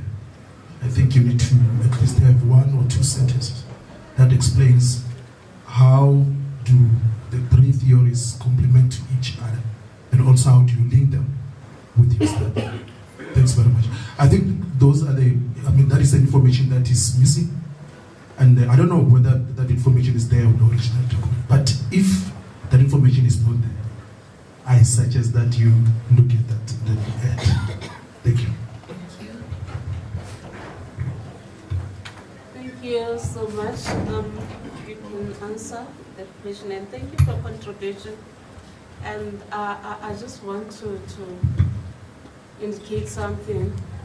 I had a problem last week whereby a person who was making comments wrote, I suggest, and then the student said, no, it's just suggestions, so I'm not going to do that. So just be careful of using of the words. Thank you. Okay, thank you for the questions and suggestion. Okay, firstly, answering your question, for this study, institutional polity and Islamic finance, the aim is for them to influence the physical constraints and infrastructure financing gap in a way which they can be able to reduce them and create more physical space so that they can be financiers, like monetary finances, to invest in infrastructure development. So if they can be able to contribute towards the reduction, then I think it can contribute positively towards economic growth in the countries mentioned. And then for the literature part, the three theories were just collectively gonna be used to provide an integrated view for understanding the impact of strong governance, less sovereign debt, declining financing gaps on infrastructure development. But I will look into getting them to just choosing between one or at least two for the study. Thank you.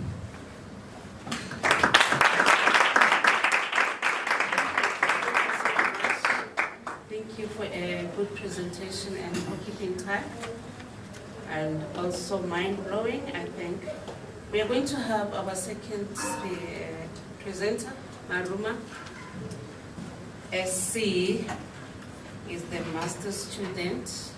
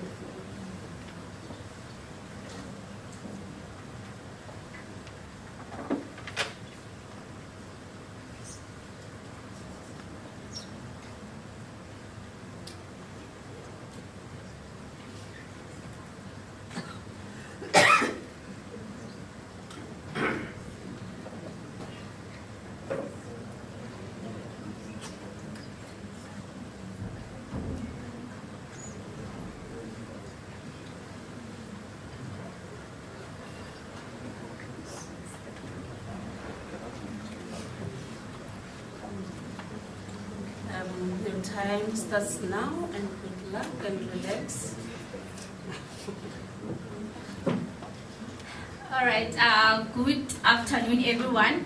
My name is Maruma Sponono, a human resource management master's candidate in the School of Economics and Law.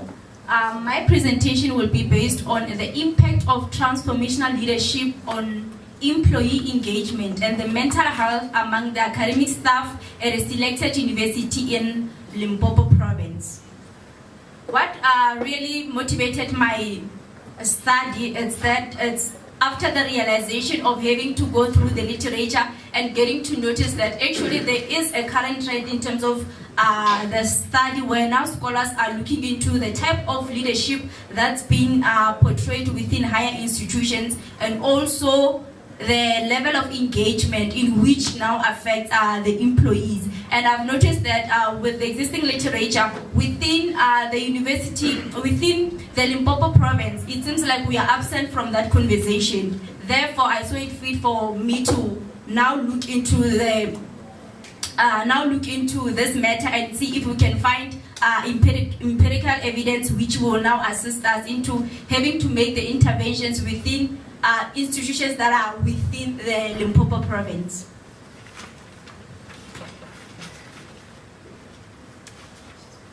While looking into the literature, I've noticed that the leadership, it tends to be one of the key drivers, especially within the higher institution, where it now has an impact on the level of engagement from the academic side. Please know that when I continue academic staff, I'll be referring to the lecturers, professors, and so forth.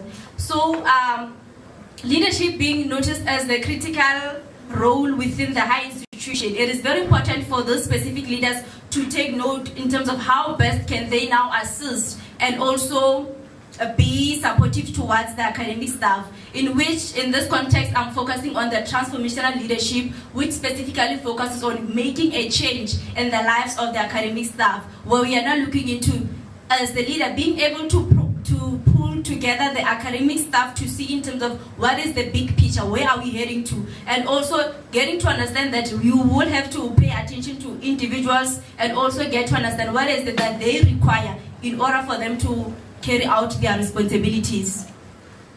And then we also have, we need to understand the importance of this involvement, the level of involvement of the academic staff in the higher institution. This has an impact in terms of the research output, the supervision, and also the teaching progress, in a way that when the academic staff, when the lecturers are not involved, they are not dedicated, when they are not absorbed in the work that they carry, it gets to a point where the people, the other stakeholders that are involved, they get to now experience the bad side of it. This is where we are now focusing on the mental health, where it will be experienced by the academic staff based on the treatment that they receive from their specific leaders.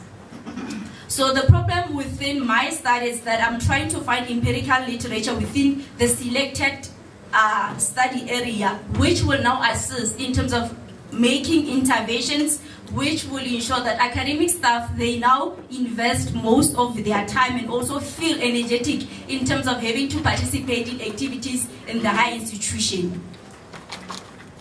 And then also the study aims to examine the impact of the transformational leadership style on the employee engagement and the mental health among the academics, as already explained. But the focus now will be specifically within the University of Limpopo, and it will be looking at the following objectives. We are going to try to investigate the relationship between this type of leadership and also the level of engagement from the academics. Again, we'll now also try to examine in terms of the influence of this leadership along with the mental health as the outcome of the entire experience. And then lastly, we're going to check if these moderators, which includes the role of the gender, the academic rank, and also contract, has an impact on the overall experiences of these academics.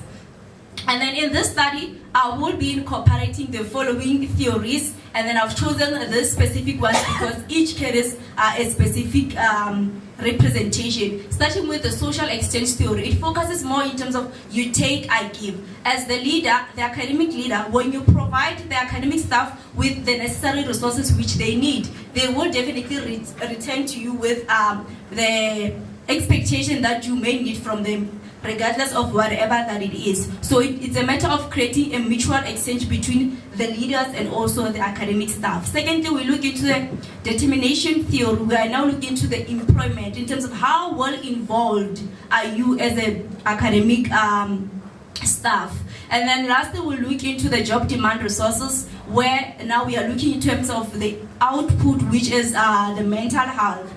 Can you balance with the resources that are being provided to you and also the demands that have been made by the leader? And then we also have the conceptual framework which explains in terms of the dynamic, where we are saying that with this type of leadership, it has an impact on the employee engagement, and also it could have an output on the mental health. But now we need to look at these moderators which have been mentioned.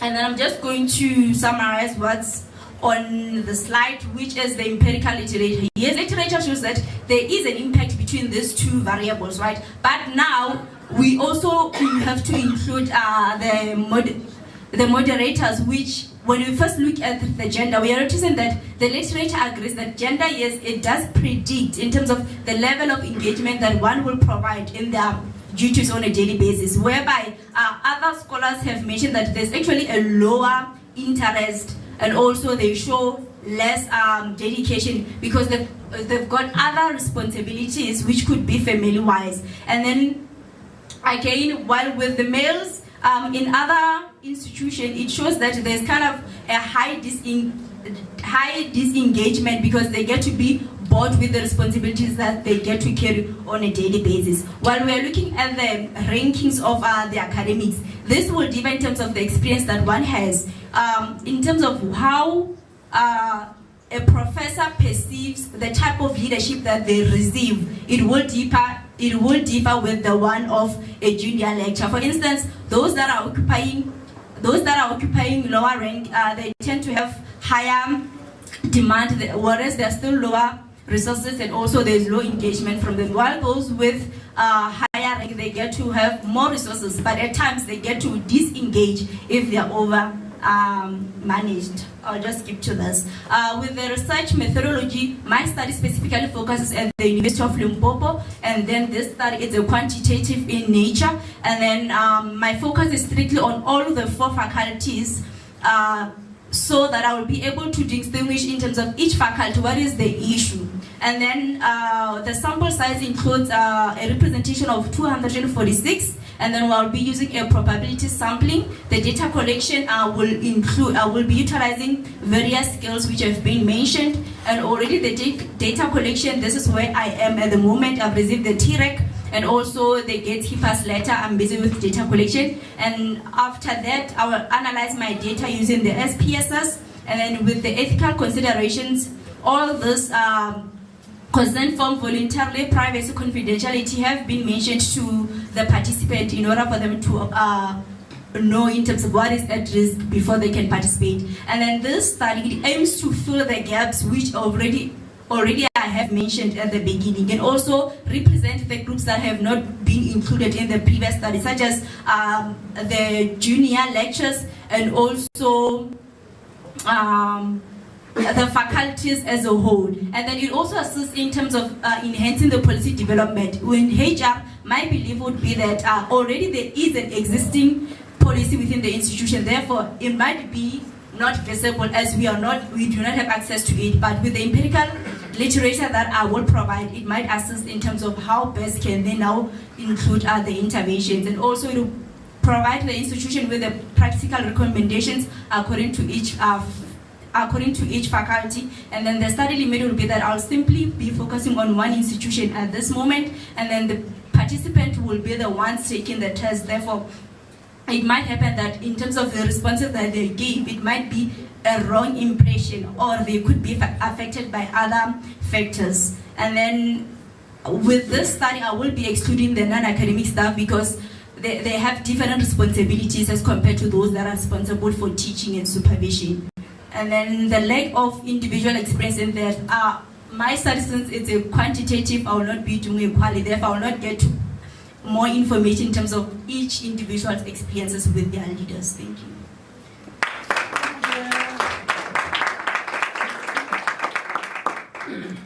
You took 2 minutes, 8. We'll forgive you, but it's fine. Any questions? I do have a lot of questions, but I'm not going to ask them. This is a very interesting study, and thank you for that. Okay, one.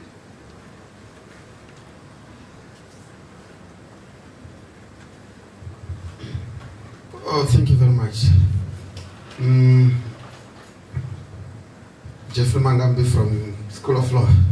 I just want to check, I like the topic, but I want to check with you, why only 4 schools? Because I hear you're also talking of other universities. Will the data that you're going to get within these 4 schools be enough in terms of comparing with what you got with other institutions?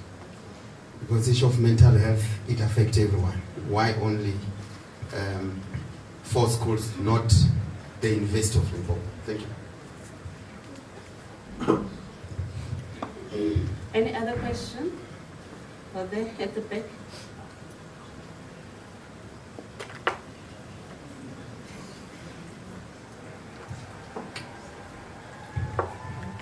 Thank you so much, Ms.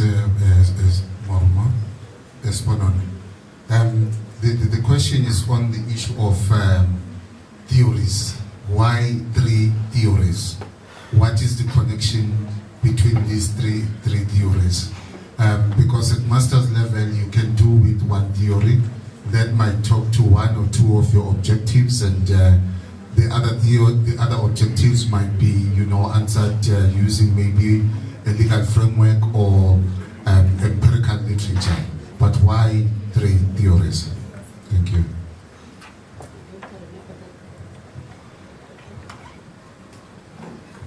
There's a head here.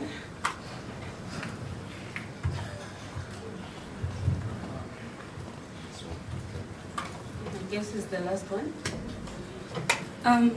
Good afternoon. You talked about the participants of your study. I want to know if ever, when your study was conducted, was it conducted on an anonymous basis? If not, then how reliable is your data if ever your participants know that they are going to be exposed to the public, which is potentially their leader? Thank you. All right, thank you. I will start with the last one. All right, in the consent form that I do provide to my participant, it does indicate that this is anonymous in a way that I do send a Google form. They can fill it at their own comfort zone, and then I do not get the information in terms of who really filled the form. Yes. And then the other one being why 4 schools. I think I made a mistake. It was supposed to be 4 faculties and then inclusive of all the schools. Thank you. And then the second one was why the 3 theories. I just looked at the previous studies and then noticed which best theory could represent the variable that I'm currently busy with. Therefore, I ended up with the ones that I have, and then unfortunately at this point, I'm failing to use one for more than 2 variables at a time. Therefore, I only saw it best to continue with 1 per variable. Thank you.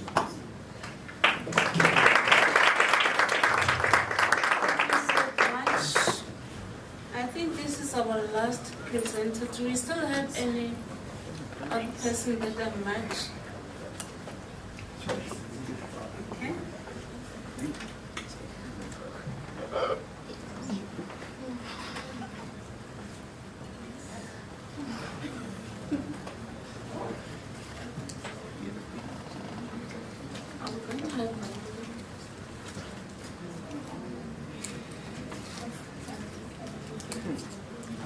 No, thank you. Thank you so much. I think we are done, and thank you. A round of applause for our presenters. And we are going to join them at that side for the announcements. Thank you.